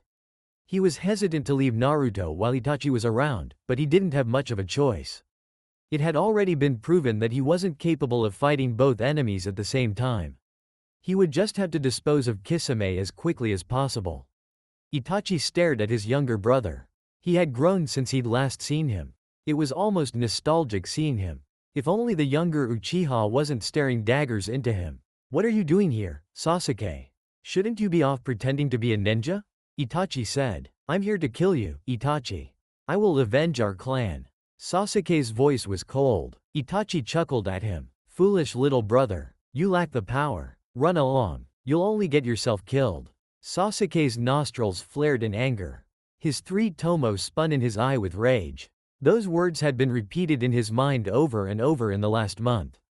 The enraging part was that he knew they were true. Naruto appeared next to him, apparently having done his job helping Kakashi. When he laid his eyes on Itachi, he instantly channeled more of the Kyuubi's chakra. It only took seconds for two tails to appear behind him, Naruto's features turning even more fox-like. He wasn't under his normal control though, his anger at Itachi and what he did to Sasuke clouding his mind. He looked Itachi in the eyes, intent on challenging him. He wouldn't back down. That was a mistake. The Sharingan whirled hypnotically, and he found himself face to face with Itachi. They weren't standing near the river anymore though. He felt the presence behind him and knew he was in his seal. "So this is the cage that houses the nine-tailed fox." Itachi glanced around, Sharingan taking in all the details. "It's truly a work of art." A loud growl was the response, chakra bubbling out of the cage, and forming the visage of the Kyuubi. "I will wipe that repugnant Sharingan from existence, Uchiha," the fox said. Itachi walked up, right in front of the Kyuubi's nose. Naruto made no move to stop him, knowing instinctively that he would pass right through him. It was only his mindscape, after all. Just an image created to represent the seal. "You may try, Nine Tails," Itachi said. "But for now, I can't have you interfering with my plans. We will come for you another time." He smoothly placed his hand on the fox's nose and squeezed. The chakra visage popped, and suddenly they were back in the real world. Naruto flinched back at the reaction. The chakra cloak he'd been using was gone. His greatest advantage neutralized by the Sharingan. He dropped to a knee, disoriented and shocked. Sasuke looked at his friend, hurt by only a glance. The same eyes that had traumatized him. The rage in him built. "You aren't strong enough," the ever-present voice from the mark said. "Let me show you true power. Let me help you avenge your clan," it said. It was as loud as it had ever been. This time, he didn't try to fight it. Just like in the fight with Gaara, he gave in to the voice. He felt as the mark on his neck unfolded, drawing across his skin, covering his body in black flames. When the small transformation was complete, he felt the power. Power that he couldn't have achieved on his own, as much as he hated to admit it. Power that would help him kill Itachi. He ran through the hand seals again. This time his intention wasn't to challenge Naruto. He would use the Chidori to kill. He would run his hand through his brother's heart. More lightning than he'd ever wielded formed in the palm of his hand. He felt the pull on his chakra pool, his previous spar with Naruto wearing him down enough that he wouldn't be able to fight long. It didn't matter. This jutsu would slay Itachi. He would finally avenge his clan. He was sure of it. The Chidori screamed to life, and Sasuke wasted no time in rushing his brother. The elder Uchiha stood by stoically as his brother tore after him. His Sharingan slowly turned, taking in the Chidori. It was powerful, more powerful than he would have thought his brother capable. Those black lines were troublesome. They looked like a curse seal. Perhaps Orochimaru had done that to him during his attack on the village. It was hard for Itachi to get concrete details out of Konoha these days. He would have to see about strengthening his information-gathering skills. Perhaps he would do a favor for Sasori in exchange for more information. The lightning technique ripped apart the water as Sasuke stepped onto it, vaporizing it instantly. His speed was greatly increased, though he was still slow to Itachi's perception. He saw Sasuke's next move before he made it. The Sharingan was clearly needed to make such a jutsu possible. He would have deduced that even if he hadn't been on Kakashi's Anbu team. His brother was foolish to think another Sharingan wouldn't cancel that advantage out. The Chidori was reared back, and brought forth to slam into him. He would have to give Sasuke credit, he aimed straight for his heart. That ruthlessness was admirable. The Chidori blurred as it flashed through the air. The jutsu detonated, blowing water sky high, drowning out the sound of a bone snapping. When the water cleared, Itachi had Sasuke by the wrist. The bone was broken cleanly. I admit, foolish little brother, you are far stronger than I imagined you would be. He looked his brother in the eyes, seeing the rage in them. His Sharingan looked him over, focusing on the cut to his ribs. You are still nowhere near my level, however. You lack hatred. You've clearly forgotten what I'm capable of. Allow me to remind you. Itachi looked up to where Kakashi was locked in a stalemate with the executioner's blade. He grabbed Sasuke by the throat, lifting him into the air. Kakashi, he called out. Let me show you the power of a true heir to the Sharingan. Kakashi watched, his borrowed Sharingan picking up the channeling of chakra to Itachi's own set. He saw the shift in the pattern, and nearly lost his leverage on Kisame in his shock. Itachi looked back into Sasuke's eyes, his own spinning into a three-pronged shuriken, spiraling out from the center. The true power of the Sharingan. Its most powerful form, Itachi seemed to announce to nobody in particular. Mangekyo Sharingan, Tsukuyomi. He looked into Sasuke's eyes and triggered the genjutsu. Everything went wrong in that moment. Naruto Uzumaki was as unpredictable as ever. He recovered from Itachi silencing the nine tails, in time to look up and see Sasuke being held by the neck. He heard him boasting to Kakashi about his Sharingan. His body just reacted. Later, he would realize that he had used the substitution technique. That in itself was an accomplishment. Switching places with a conscious human was difficult to do. You had to overwhelm their chakra by such a degree that they were hopeless in fighting the jutsu. Naruto had channeled enough chakra to summon Gamabunta, using it to enhance his body and grip Sasuke's system. He pulled the Uchiha out of his brother's grip, his own body being slid into place nearly instantaneously. He found himself staring straight into the shifting Sharingan of Itachi Uchiha. It was too late for Itachi to cancel the technique. The Tsukuyomi was cast on the Jinchuriki. For the second time in seconds, he found himself in a falsified world with Naruto Uzumaki. That was foolish, Naruto. Itachi said, sighing. His back was turned to the blonde.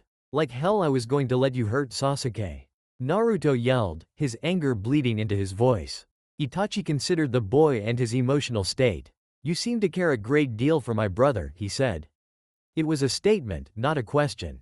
Naruto growled, more beast than human in that instant, despite the lack of Biju chakra. I'm more of a brother to him than you've ever been. He shouted, straining to attack Itachi. He couldn't move though. His body was frozen, only able to speak. With his back turned to Naruto, the small, sad smile on his face went unnoticed to the brash Jinchuriki. Itachi let the indifferent mask fall back over his face, before turning around to face him. That may very well be the truth. How much suffering are you willing to undertake for him though? An hour? A day? More? Itachi mulled over the question. More than you can dish out, Naruto said resolutely. The determination in his paralyzed body was admirable. Itachi was internally pleased that somebody was willing to go to such lengths for his brother. It was a shame he'd have to suffer for it. We will see about that. The world shifted, colors inverting. The sky turned red, the clouds black. This is one of the ultimate genjutsu of the Sharingan. It is unbreakable without a Mangekyo to counter it. Suddenly Naruto was stretched out and stuck to a crucifix. I am in complete control over this world. Naruto blinked, and there were clones of Itachi as far as the eye could see.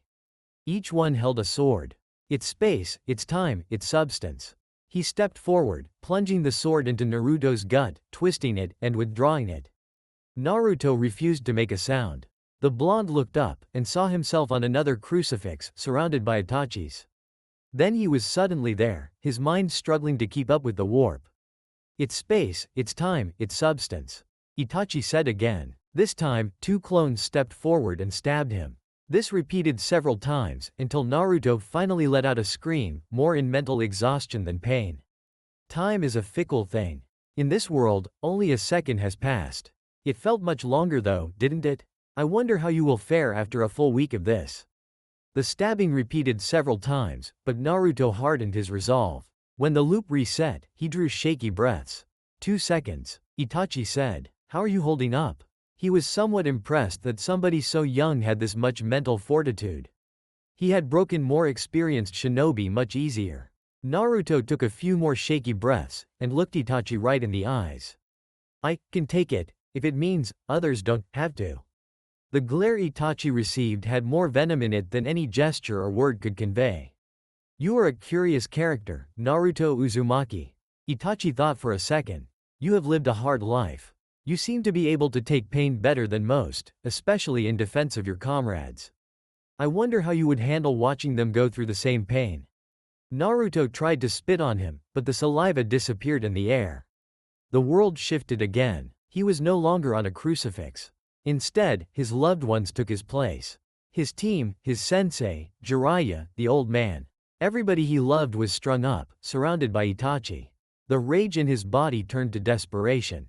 "No, please no," Naruto pleaded. "I am sorry, Naruto-kun," Itachi said, slightly confusing Naruto. The Tsukuyomi is a heavy technique, not without consequence or backlash. Since you are caught in it, I must remove you from the battle. Anything else he might have said was completely drowned out, as one by one, his loved ones called out to Naruto, pleading with him to help. Then they were stabbed, and the blood-curdling screams were enough to shake his own body. After 1 round, he was in pain. Tears streamed down his eyes. After 5 rounds, he'd screamed, his voice hoarse.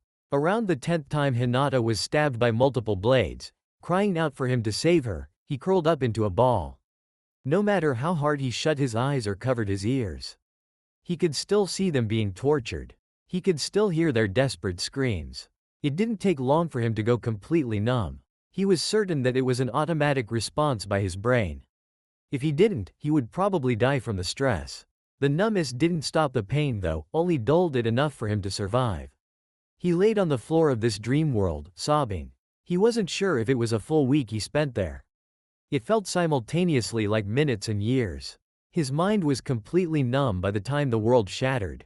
He was completely disoriented. His psyche was shattered. The bright light hit his eyes as his senses returned properly.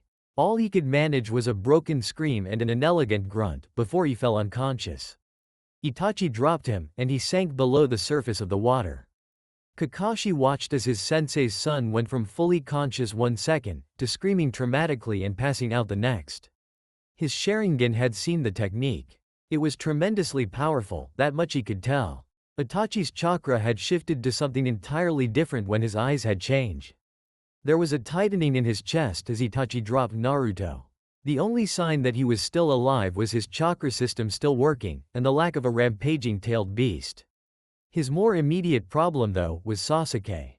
He completely lost it when Itachi dropped Naruto. Even with a broken wrist, and no Chidori, he rushed after his brother again. A blur of green likely saved him. Severe leaf hurricane. Guy shouted, swinging a powerful kick at Itachi before Sasuke could get there. The older Uchiha was forced to leap back, or risk serious injury trying to block. Kakashi had never been so happy to see the tights-wearing Jonin before in his life. Guy landed on the water, spraying it up everywhere from his force. He wasn't shouting of youth or eternal flames.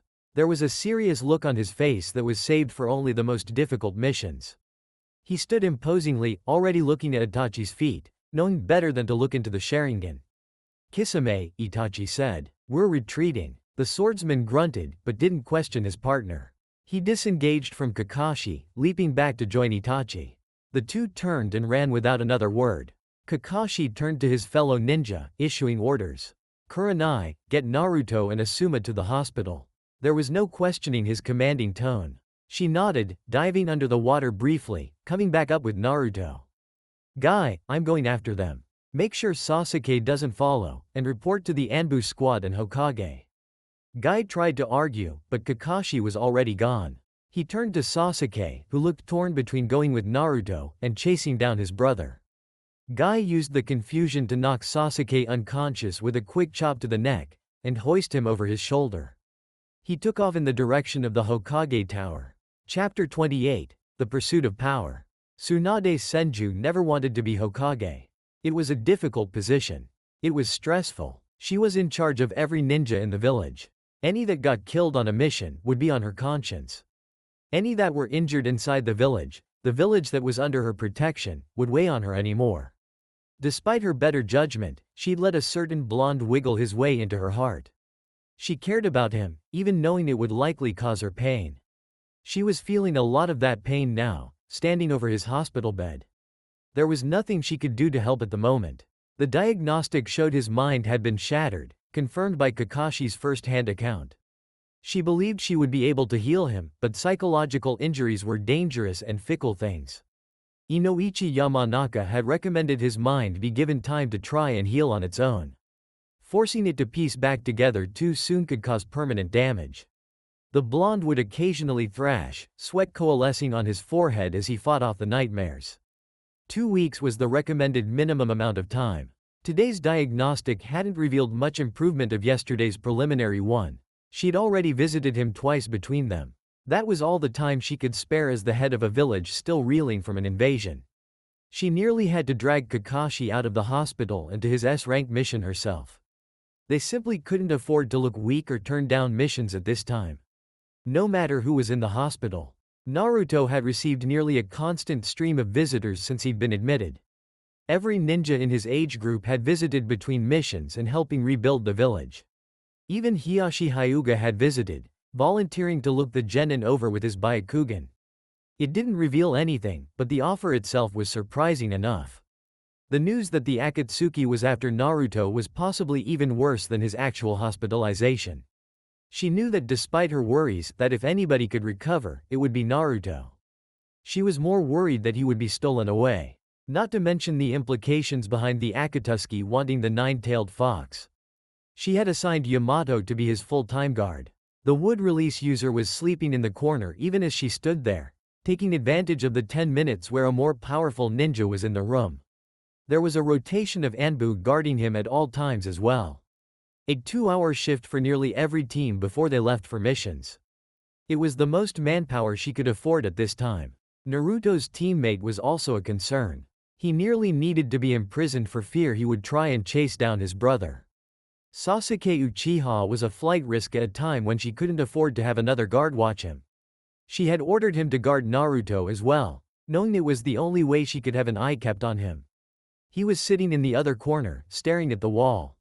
His Sharingan cycled on and off as he sat there. She was worried about him, but had far greater concerns than a distraught genin at the time. Getting Naruto's other teammate to actually take missions, something a newly minted Chunin was usually excited for, had been nearly impossible. Tsunade herself had to ensure that the best way she could help Naruto would be taking missions. It would allow a different ninja to take harder missions all the way up the ladder so that Yamato could be put on guard duty. At least that's what she told the Hyuga. She doubted the girl believed her, she seemed bright. It was her manners as a clan heir that kept her from disobeying what was essentially a direct order though. Of course Team 7 was such a trouble to handle. It was becoming a tradition at this point. She wondered how Minato had ever handled a team that had both Kakashi and an Uchiha on it. It must have been a nightmare. Naruto remained in the hospital, day after day passing. His friends continued to visit, drawing motivation for training or missions just from his presence. Naruto himself got incrementally better, which pleased Tsunade. On the 8th day, Kakashi returned. The Jonin was tired from having completed his S-rank mission successfully. He reported to the Hokage, and made a beeline for the hospital, not even bothering with pulling his favorite Ichiraku out. He arrived to find Yamato watching vigilantly, and Sasuke brooding in the corner. Tsunade had already updated him on Naruto's slowly improving condition. Kakashi was there to check on him of course, but mostly to visit Sasuke. "Sasuke, why don't we take a walk? I bet you could use some fresh air," Kakashi said. 8 days mostly confined to a hospital room probably wasn't doing his mood any good. The Uchiha grunted in response, but stood to follow him. They walked lazily amongst the streets, not saying anything. To Sasuke's credit, he made it 15 minutes before he couldn't take it anymore. "I have to get stronger," he told Kakashi. "You're young. You can't compare yourself to him," Kakashi said.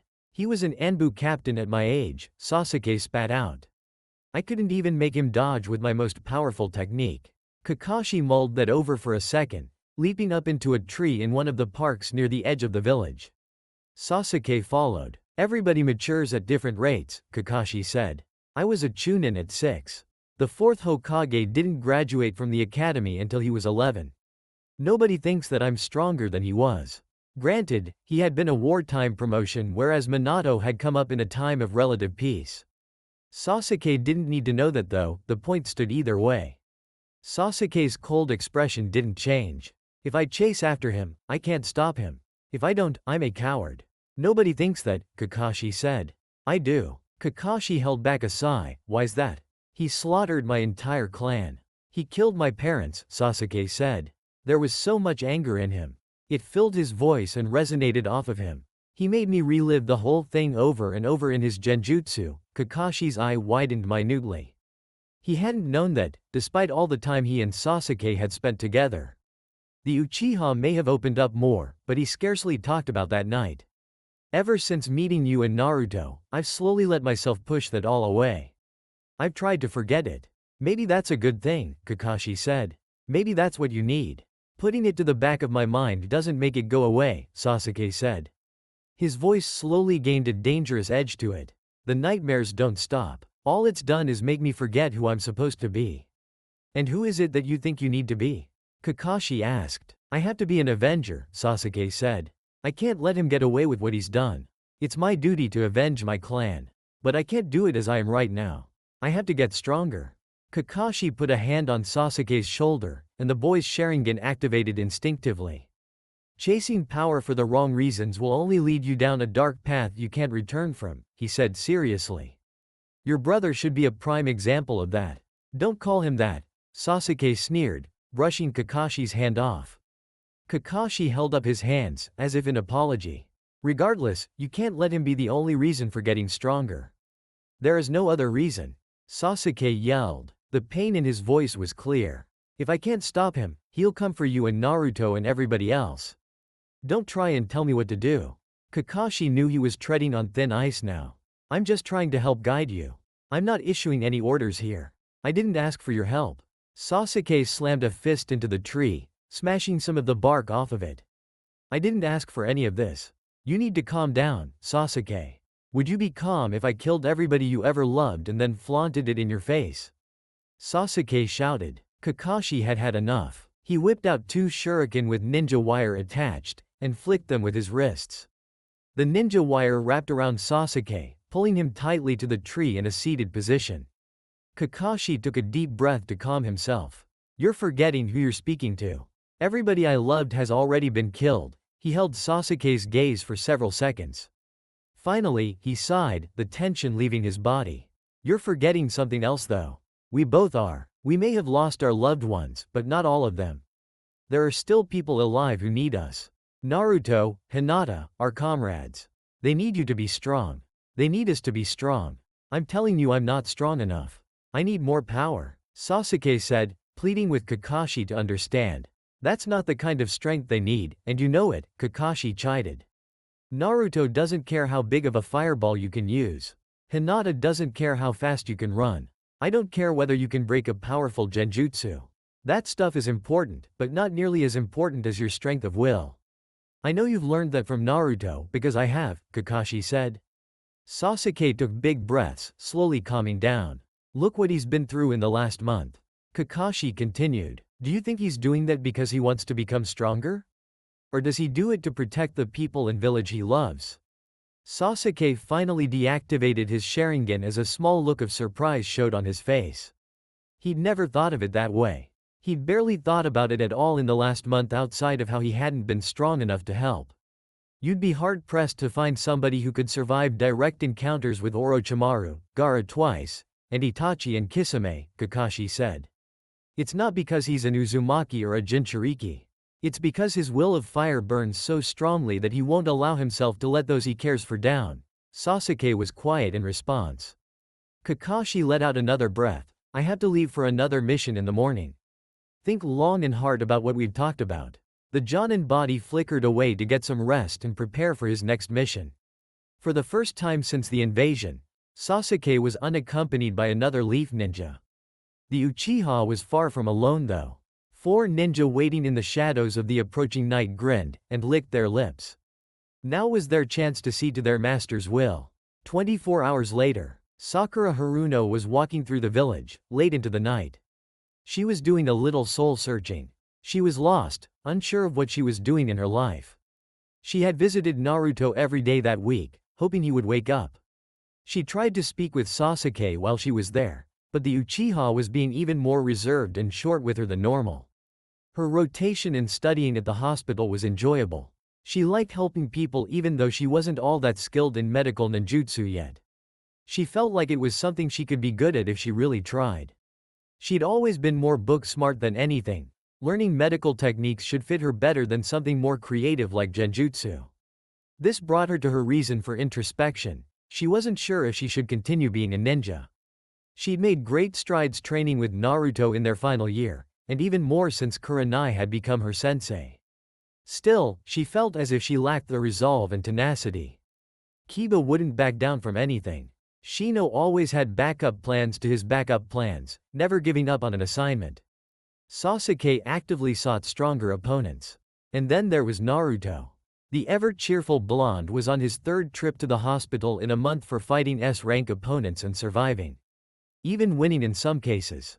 He'd saved Team 10 from a rogue nin in Wave. She knew she couldn't compete with that. How could she? Even shy Hinata was braver than her when it came down to it. Her timid thoughts were drowning out the shouts of indignation from her brasher subconscious. The scrape of sandals alerted her of another presence. That was odd. Even in a hidden village, ninja had to sleep. The dead of night was the best time for that sort of thing, and rarely were there people walking the streets. Standard protocol dictated that any high-priority missions would take faster, more discreet routes. Lower priority ones would wait till morning. She glanced up, surprised to see Sasuke walking towards her. The Uchiha had his head down, his black bangs hanging over his eyes. The backpack he sported was an odd addition to his look. Usually when Team 7 went on missions, Naruto had storage scrolls for them all. Plus, the blonde was definitely still in the hospital. Even if he had awoken after she had left the hospital, he wouldn't have been cleared to leave, let alone go on a mission. So what was Sasuke up to? Sasuke-kun, she called softly. What are you doing out at this hour? Just leave me alone, Sakura. I'm not in the mood. The tone in his voice set her on edge. He looked up at her and her budding senses sprung to high alert. He had bags under his eyes, much worse than hers. He looked like he hadn't slept last night or this one. His skin was pale and he was jittery. Most surprising were the swirling Sharingan in his eyes. They seemed to pierce her very soul. What are you talking about? Do you have a mission? She asked. Her voice was weak, and she was ashamed of herself even as she spoke. Of sorts, he replied quietly. He kept walking past her. Sasuke. She worked up the courage. He paused. Does your sensei know what you're doing? Or Kakashi-sensei? It doesn't matter if they know.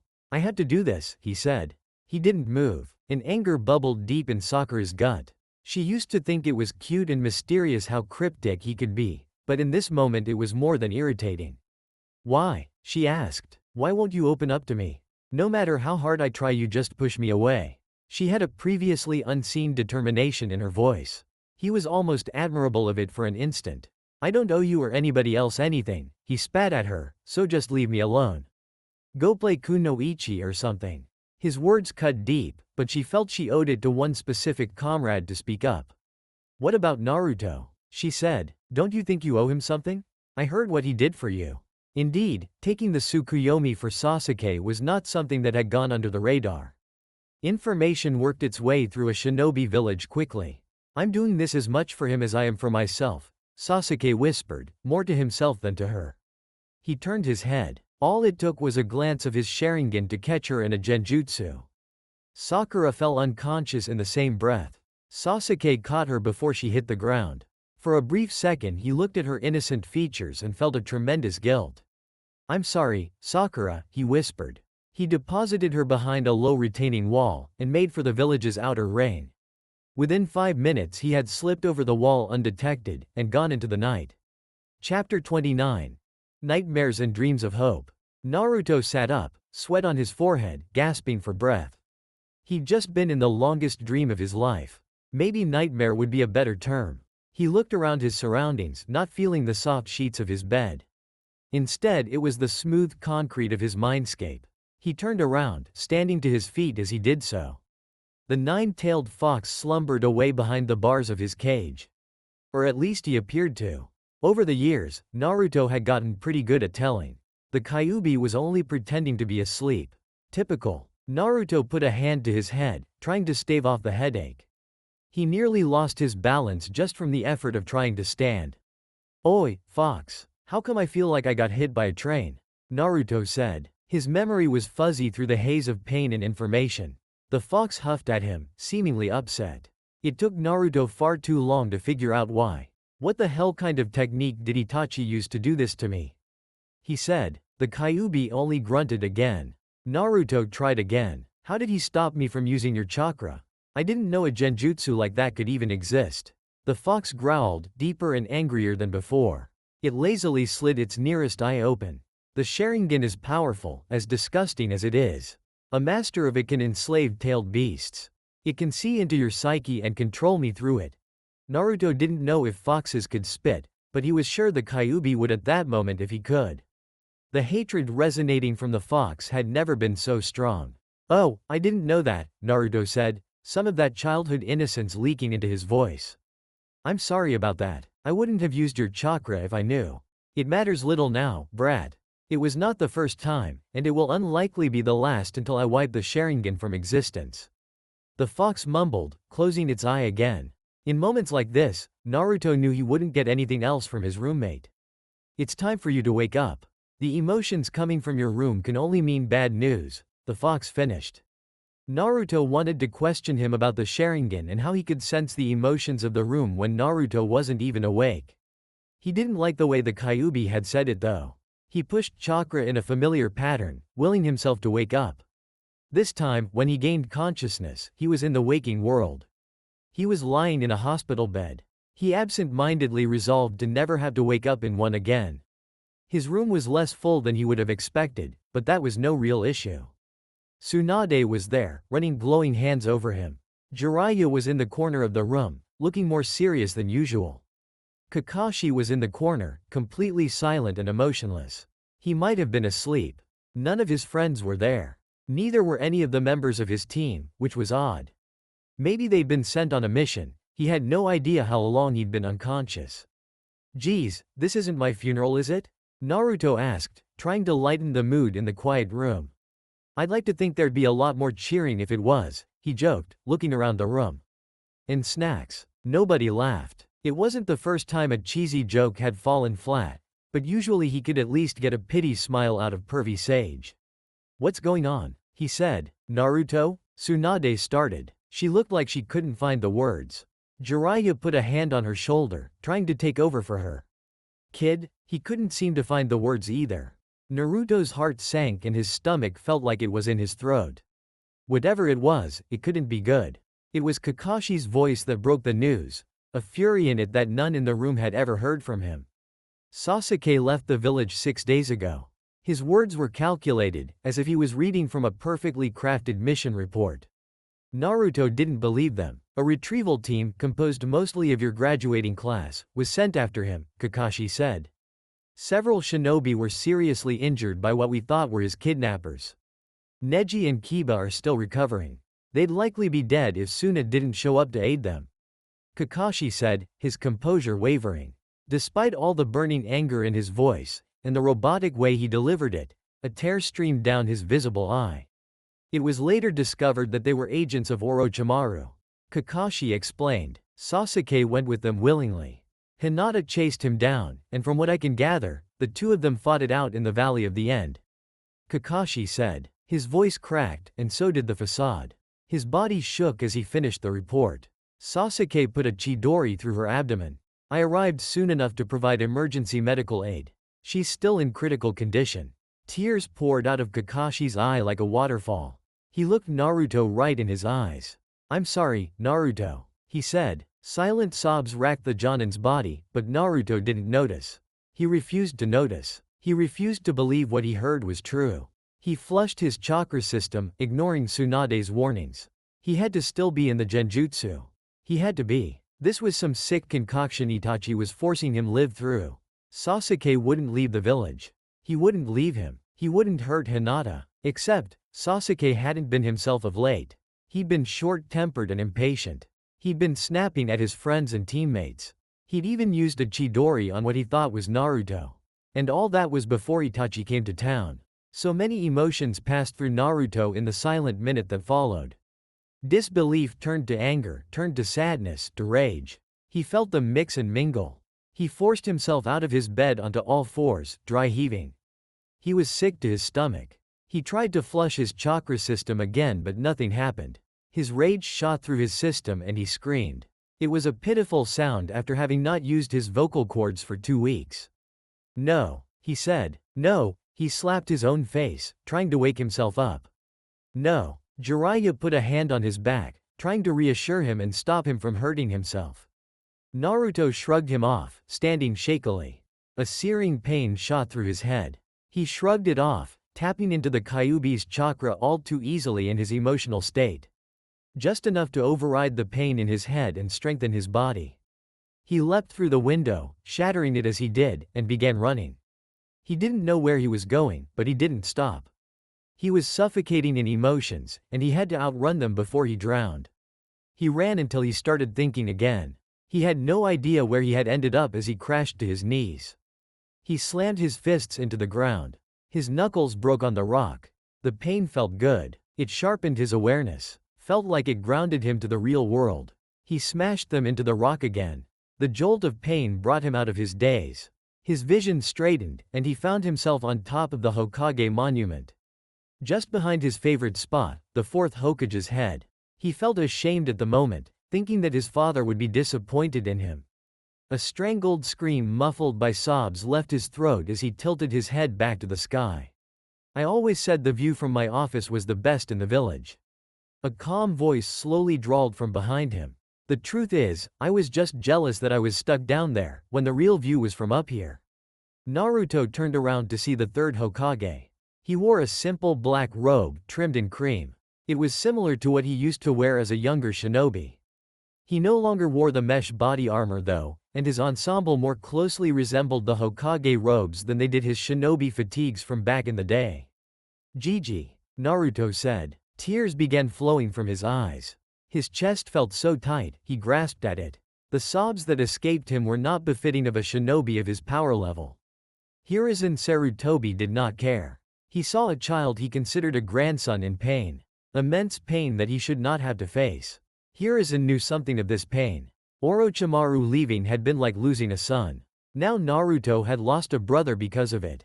Naruto felt the embrace of the third Hokage as an arm wrapped around him and pressed his head into his chest. He sobbed uncontrollably, the sounds muffled by the old man's robes. For how long he did not know. Time felt weird after his Tsukuyomi experience. He finally got control over his breathing, and focused on a more immediate and physical problem than his emotions. "Your arm," he said, concerned. Hiruzen chuckled. "Yes, most of it is missing. I'm told I'm only here to complain about it because a certain genin used his chest to divert the blade." He held up his arm, sleeve hanging limply just before the elbow. He phantomly turned over his hand, as if contemplating what was no longer there. "I believe Konoha would like to thank you for that, by the way. He insists he is capable of defeating me now that I'm down a limb." The old man smiled nostalgically. "At least that's what I think he said." It was hard to tell through his crying. He'd had a near-death experience and yet Naruto thought he looked younger than he'd ever seen him. Naruto just looked at him, dumbfounded. He felt so much calmer from the old man's presence. He couldn't even begin to understand it. "Sasuke is gone," Naruto said after a contemplative silence. "So I've been told," Hiruzen replied, a wistful look taking over his face. "I don't know what to do." Naruto sniffled, still affected by his previous sobbing. Hiruzen sighed, aging years in that moment. "During my tenure as Hokage, we have had 573 ninja go rogue." Naruto's eyes widened at the number. Hiruzen agreed with his surprise, nodding. "More than 10 per year. Most just can't handle the shinobi lifestyle, and run off to be civilians outside of the village. It's been my position to let them be after tracking them down." He looked out over the village, reminiscing on his career as Hokage. "Some don't believe in what the village stands for, and seek other means of employment.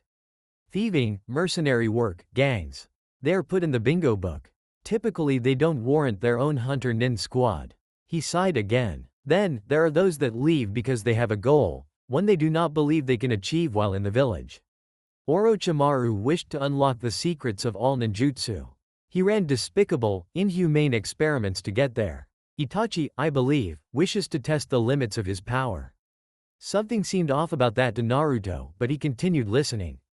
"The thing that they all have in common is that they don't care for the village or anybody in it." "That's not Sasuke." Naruto tried to argue. "He cares about us." The encompassing term covered him and his team, Kakashi, and perhaps even Jiraiya and the other genin. "That's the same thing Jiraiya argued about Orochimaru. I was too naive to see the truth and agreed with him at the time. Some small part of me still wishes it to be true," Hiruzen said. Naruto's face fell. There was a moment of silence. "I'd like to think I've gained a great deal of wisdom in my old age." Hiruzen continued, "And that I'm adept at setting aside personal feelings when assessing a situation." "And you want me to try to do the same?" Naruto asked, sadly. "I don't think I can, Gigi. Actually, it's quite the opposite," Hiruzen said, confusing Naruto. "You are capable of extraordinary things when you let personal feelings guide you. They strengthen your will in a way that is not common. Your mother was much the same." Hiruzen chuckled, memories of a fiery redhead invading his mind. Hiruzen took a few seconds to straighten his words, making sure not to misspeak. "I advise you to guard your heart, but never stop following it.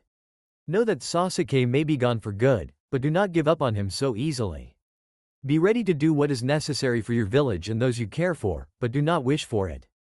Hiruzen said, sagely, "I do not believe Sasuke is the same as Orochimaru. He may have left of his own will, but his mind has been twisted by his brother and my former student. The mark that is on his neck is no small matter. I regret not taking it more seriously. But I'm not strong enough to fight someone like Orochimaru or Itachi without the Kyuubi," and they both brushed its chakra aside like it was nothing. Naruto said, unsure of where to go from here. Hiruzen smiled again, a sly one that indicated he knew something the rest of the world did not. "Sasuke has gone off to find a trainer he believes can elevate his skill to a level he can't attain here," Hiruzen said. "I think it would be felicitous if you showed him just how strong a ninja of the leaf can become." He winked at him. "I don't know what the hell that means, old man," Naruto said, some of his usual spunk returning. "But I sure do like the sound of it." Hiruzen chuckled again. "Oh, to be youthful. Come, let us go visit our Hokage and see what can't be done about that. I have the perfect sensei in mind." Hiruzen smiled, winking at him. Naruto looked at him curiously, but the elderly man was already slowly descending the mountain. He could do nothing but follow. The meeting with the fifth Hokage was informational for all parties. Naruto was given a more detailed account of Hinata's condition, as well as the condition of the rest of Sasuke's retrieval party. He was happy to hear they would all survive and have full function of their bodies. He was then filled in on the sand team coming to their aid. Apparently his fight with Gaara had turned over a new leaf for the young Jinchuriki, and he had saved Rock Lee. Second on the agenda was Naruto filling them in on his perspective of the fight with Itachi and Kisame. He revealed to them, to the best of his ability, what Itachi had said within both genjutsu experiences. The Hokage and her closest advisors, Jiraiya, Hiruzen, Shikaku, and Kakashi, found it very troubling. The Akatsuki being after the tailed beasts was a frightening prospect. Itachi threatening that they would come back for the 9 tails even more so. This brought up Hiruzen's opinion of Naruto's training, which brought them to their current conversation. You want him to take an apprenticeship? Tsunade asked. That would be a big loss for the village. Plus he's already trained under Jiraiya. I'm aware of this, but what he is to face in the future is a burden traditional training will not prepare him for, I'm afraid, Hiruzen responded. We can't afford to have Jiraiya saddled with training an already capable shinobi. We need him on missions. Why yes, I agree. Jiraiya is much too important. Hiruzen had that sly smile on his face. It irritated Tsunade to no end. He always was too childish for his intelligence. Kakashi either. We can barely fill our quota as it is. Tsunade said, taking the bait because she knew he wouldn't continue without it. Ah, so he can't afford to use an active shinobi to train him, but most inactive shinobi don't have the requisite skills? Hiruzen said. It clicked for Tsunade. No, absolutely not, she said forcefully. Hiruzen's childish grin only widened. If only we had a shinobi skilled enough to mentor the boy. Perhaps one that has experience training strong shinobi. Maybe even one that has held the position he so badly wants. Hiruzen tapped his chin with his one remaining hand. But such a shinobi would be invaluable to the village, no? They would be running S-rank missions non-stop. Unless we could find one that had forcibly retired from active duty due to injury. You're not training him, sensei. You're not even supposed to be out of your hospital bed. Tsunade huffed. Oh Princess Tsunade, do not think for 1 second that just because I'm missing an arm and retired, that I couldn't give you a run for your money right now if I wanted to. Tsunade rolled her eyes both at the use of her nickname and her sensei's exaggeration. Naruto is the only ninja that can take advantage of the amount of jutsu I have to teach. I have to pass them down to somebody or I'll be forgotten. Hiruzen put on a pouting face that truly was not befitting of him. The third Hokage playing victim. Who would have thought? Tsunade really, truly had forgotten just how much of a character Hiruzen could be without 50 years of being Hokage weighing on his shoulders. Or an entire village to run. Besides, Hiruzen continued, ignoring everybody.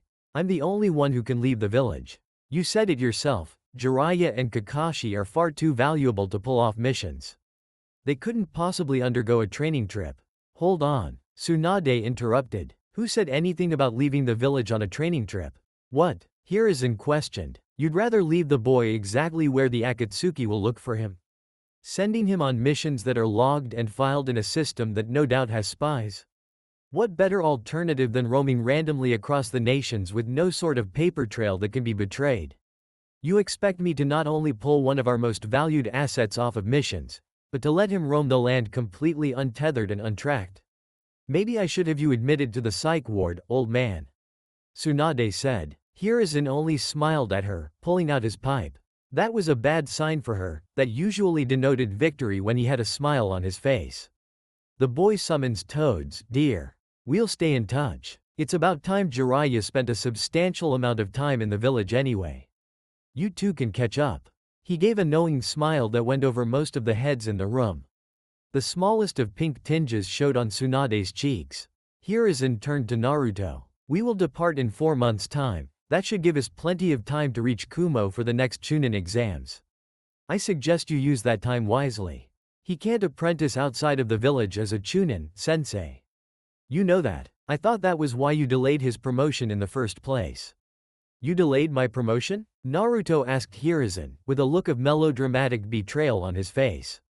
Hiruzen slotted the pipe into his mouth, where it balanced perfectly in the crook of his smile. He slowly removed a bag of tobacco. The Fire Nation's finest blend. For somebody with such large eyes, you certainly miss a lot, Tsunade. He said around the pipe. He packed tobacco into the chamber with practiced ease.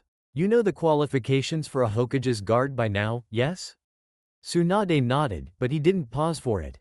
He will depart for the Chunin exams as my apprentice. He will pass with flying colors, as a student of mine would be expected to. I will rub it in the Raikage's face elegantly, and Naruto will immediately be promoted to Tokubetsu Jonin due to his specialization in sealing and him. Hiruzen feigned at thinking hard, as if he hadn't had this planned out. Ninjutsu should do. The Rasengan and summoning Gamabunta alone are probably enough for that, not even mentioning his Kekkei Genkai. Tsunade tried to argue, but he rolled right through it. At that time, I will name him to my guard, which a retired Hokage is entitled to. Then Jiraiya, how long did you say until Orochimaru needs to switch bodies? 3.5 years at the earliest. Jiraiya replied, amused by his sensei's antics. I see. Well then a 3-year vacation should do for me after that.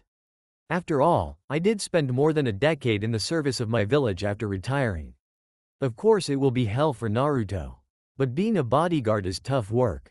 Hiruzen chuckled, an inside joke that seemingly only he understood.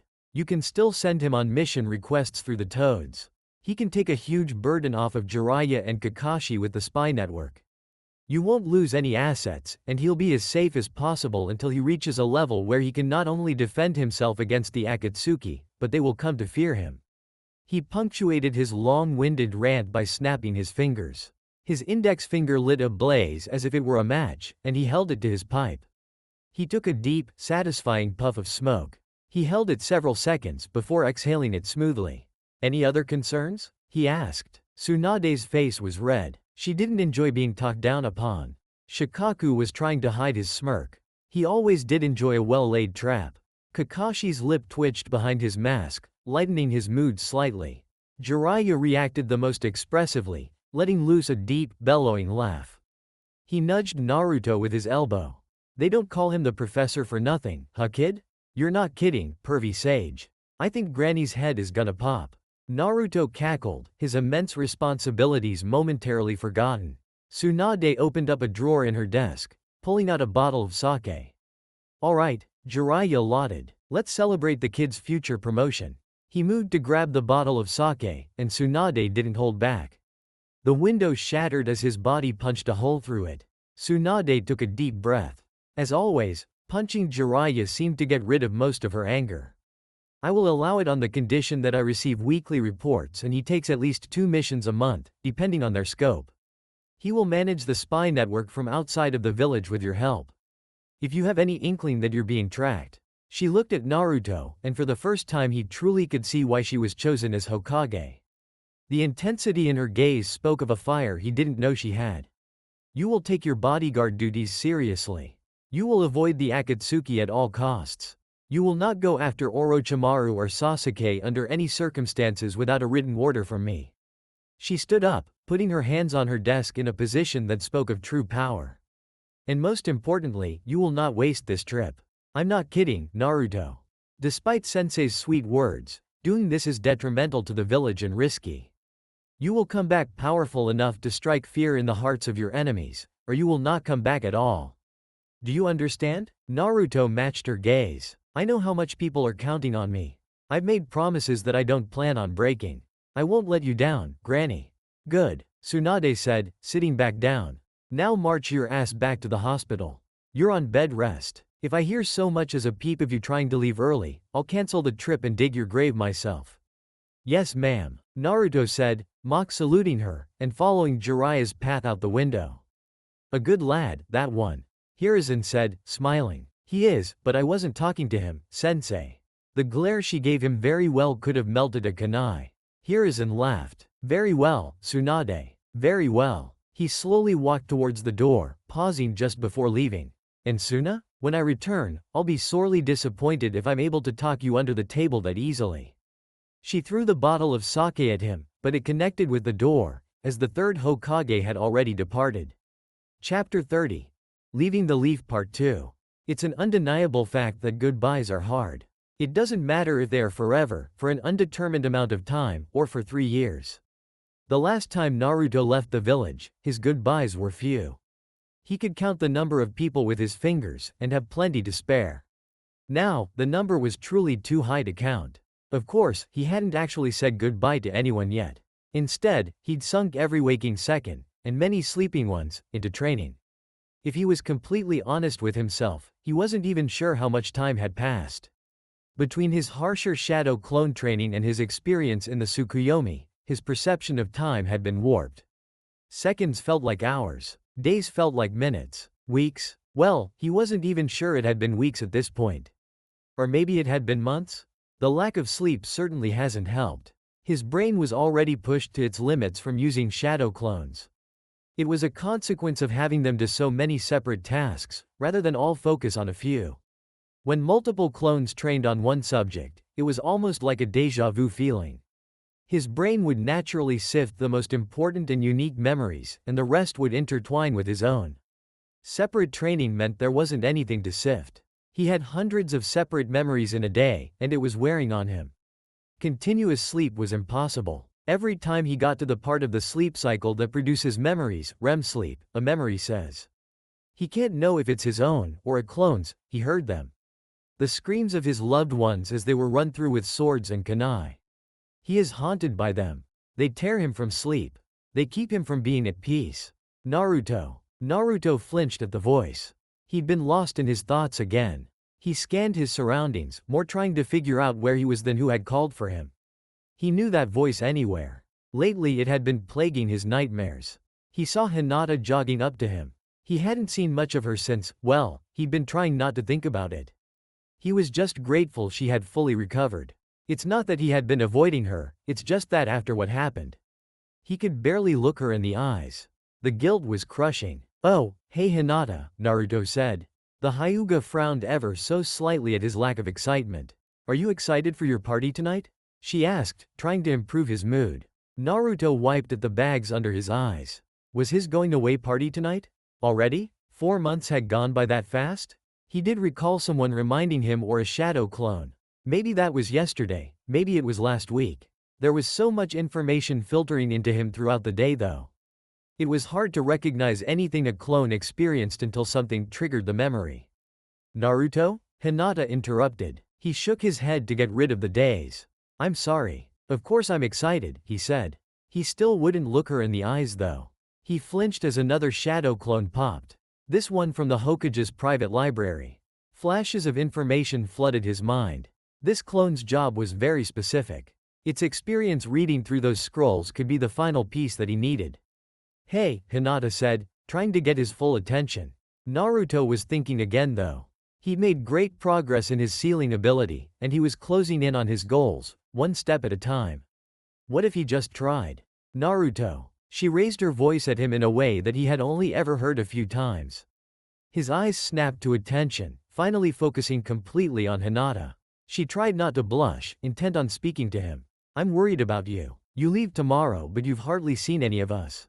You're clearly not sleeping. You're not eating enough. You spend all your time training, and you won't even look at me." Naruto was silent. He didn't know how to respond. She was right in every way, and he was ashamed. "Hinata, He looked down, disappointed. "I don't know what to say.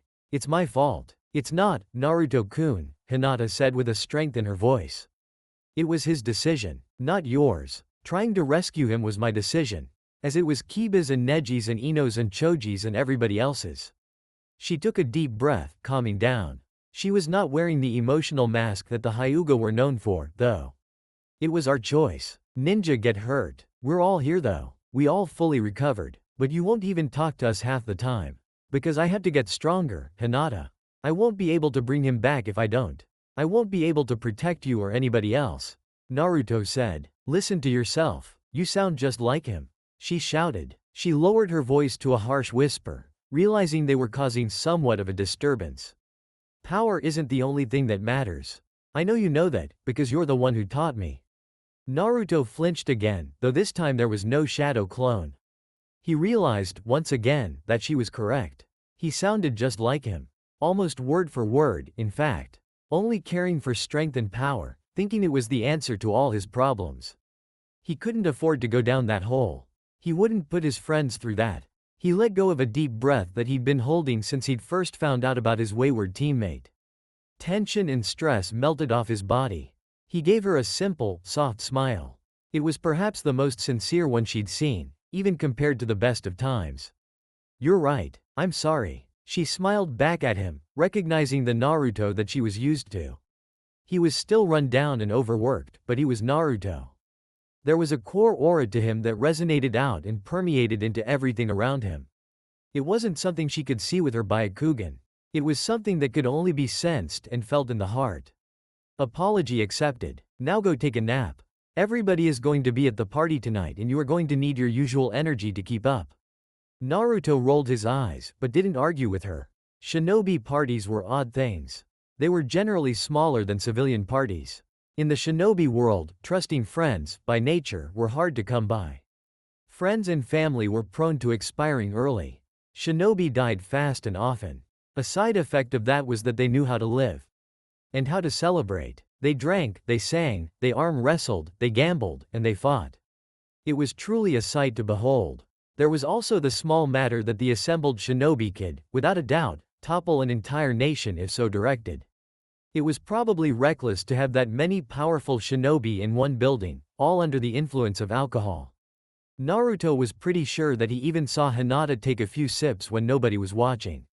Luckily, the Hokage was one of the drunk shinobi gathered. Tsunade turned a half-lidded, and probably blurry, eye to it all. Who was running the village while she let off some steam? Naruto had no clue. To be fair, she had certainly earned it. Things were only just starting to stabilize for the first time since the invasion. She had been cast into a difficult position that she hadn't been prepared for.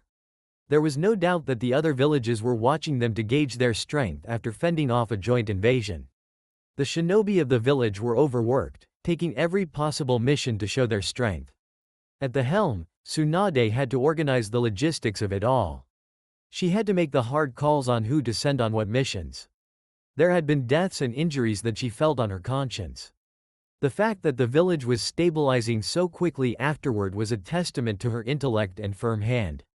A night of celebration was deserved. She was also an alcoholic, and Shizune couldn't hide the alcohol here without ruining the party.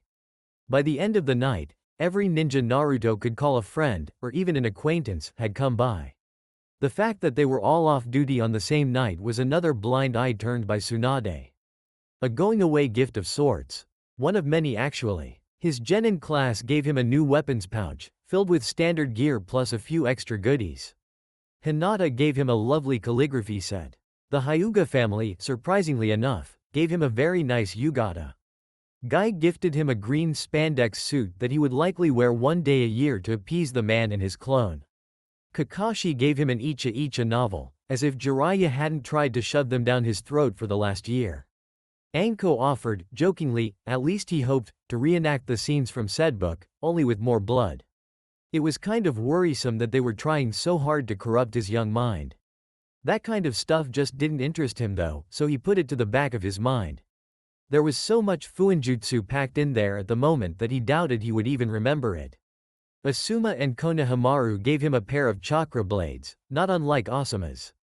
One blade was inscribed with, "There are no shortcuts," the other with, "Protect the king." He didn't recognize the second quote, and they weren't really his style, but a wonderful gift nonetheless. Kurenai gave him a book on genjutsu. He wasn't entirely sure if that was a joke given his lack of prowess, but he thanked her sincerely anyway. The most surprising gift was from Shikaku Nara. Naruto didn't have too many interactions with him, even amongst the parents of his classmates. He found the man logical and lazy, like Shikamaru. Much like his son, his eyes were sharp in a hidden way though, and Naruto got the feeling from both of them that every time they spoke it was like a shogi move. A tactic being played out in a much larger game. It was fitting then, that the gift was a book on the very game. Tactics, Shogi, and the Clouds, was a book written by Shikaku's grandfather. Or more likely, written by somebody who pestered him until he'd spewed enough knowledge for it to be completed. Nara typically weren't motivated enough for something as difficult as a book. Shikamaru said that he'd already read it. It was a book about shogi and tactics, obviously, but also how they translated to the broader world. That mostly seemed obvious to Naruto. Shikaku had a small twinkle in his eye as he elaborated. "We Nara are thinkers," the scarred Jonin explained. "My grandfather preferred to think more abstractly than most. He considered himself a philosopher.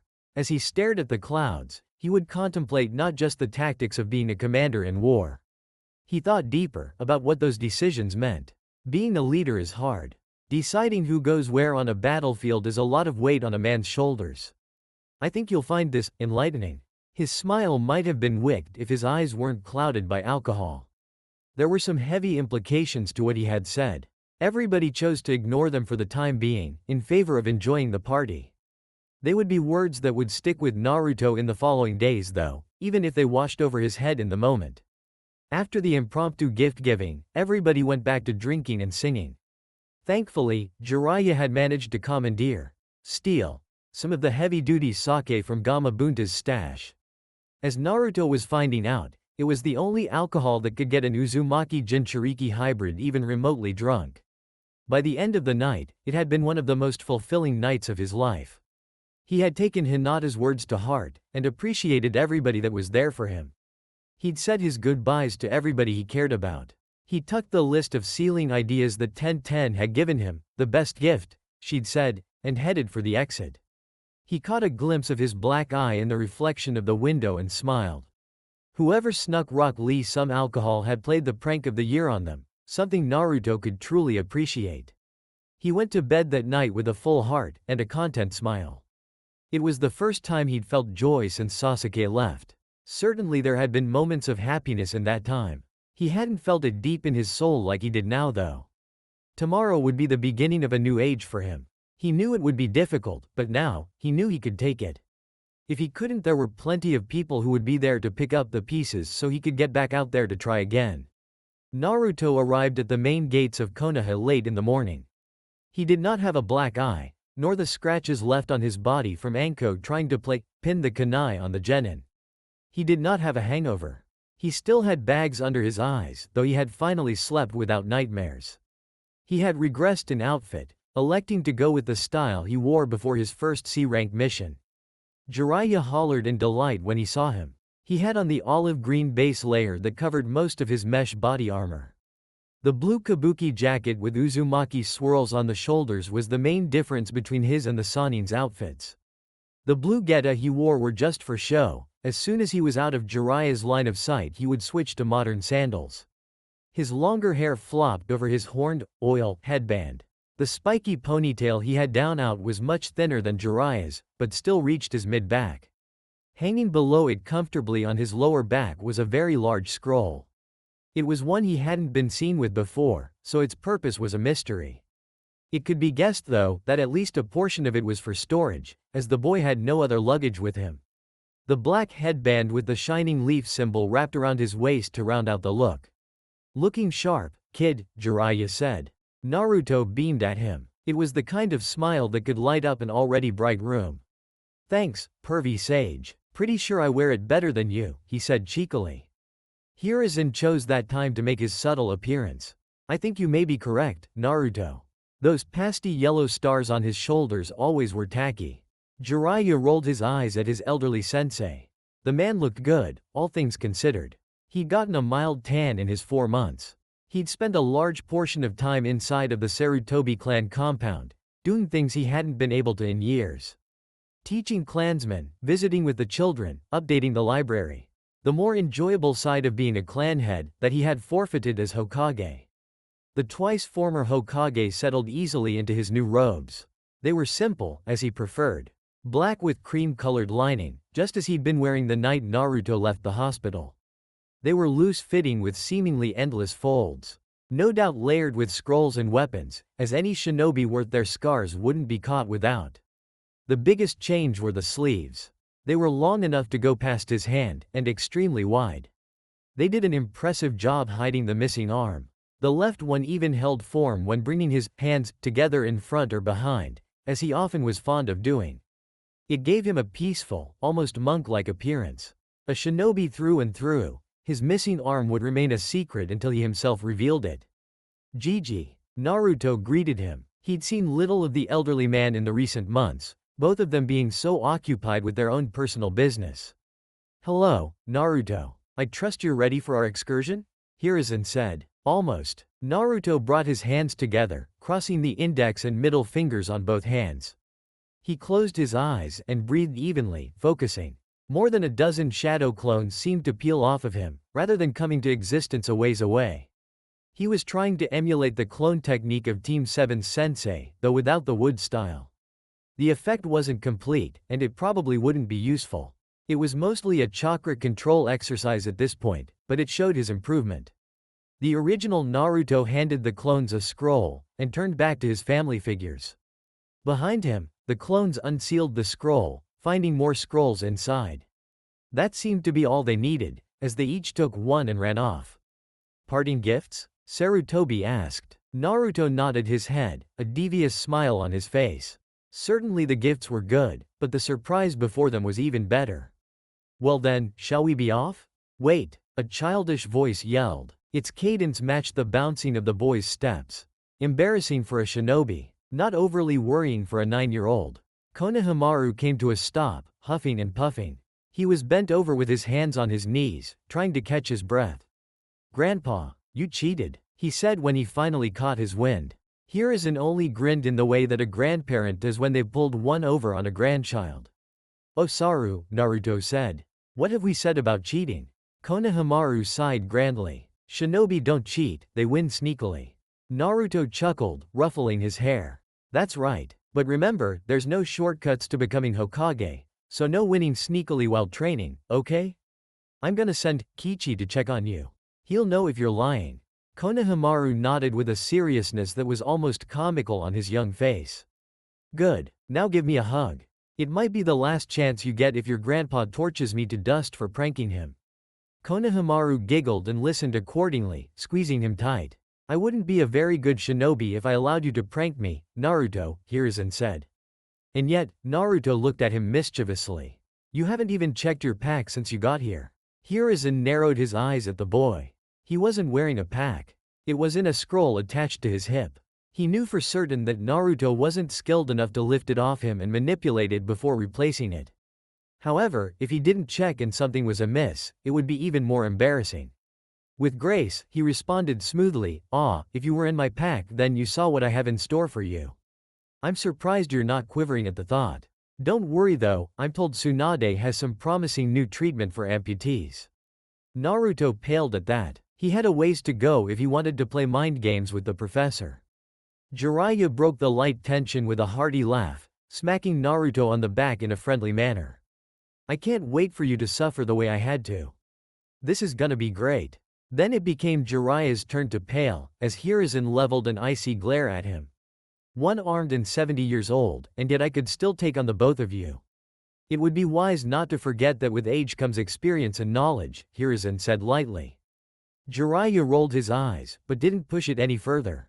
With that, Naruto had said his final goodbyes to everybody. Everybody but Jiraiya. He stood in front of the man who had filled the position of his father. To Jiraiya it was almost like looking in a mirror. They were nearly the same clothes, nearly the same headband. Naruto even had the same hairstyle as him, though his wasn't nearly as thick.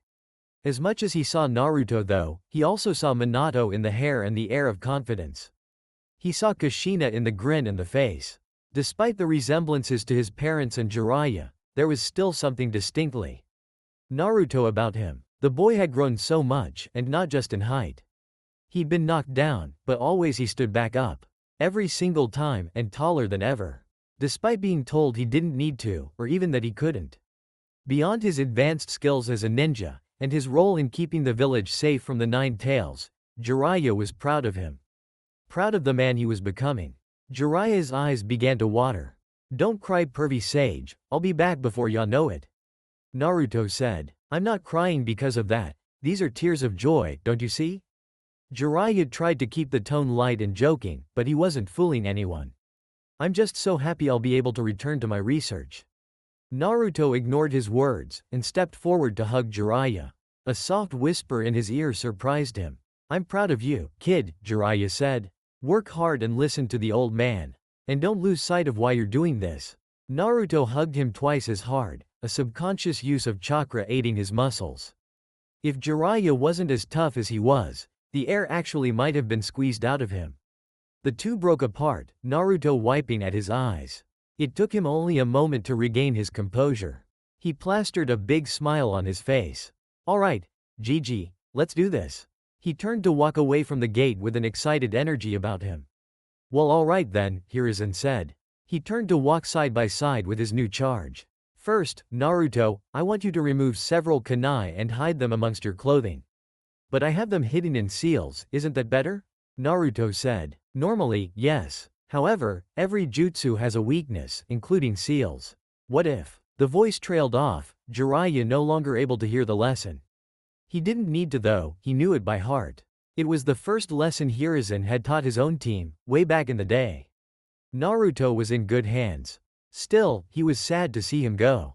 He stood at the gate, watching the pair walk off until he could no longer see them. The next time Naruto came back here, he would be a different man in a different world. Jiraiya could only hope that he would be ready. And that concludes part 6 of this story. I have decided to end the story here as it has come conclusion before a 3-year plus time skip. If the original author starts updating the story, I will gladly produce the rest.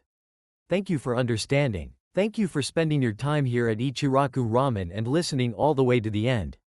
Your support helps keep these stories alive and allows the shinobi world to continue through new adventures and alternate timelines. If you enjoyed positive intervention, don't forget to like the video, subscribe to the channel, and turn on notifications so you don't miss future stories. Once again, full credit goes to Stolen Hawk 22, the original writer of this story. If you would like to read the original version, you can find the link to the story in the description below. Let me know in the comments what story you would like to hear next. Until the next time, stay safe, and I'll see you again at Ichiraku Ramen.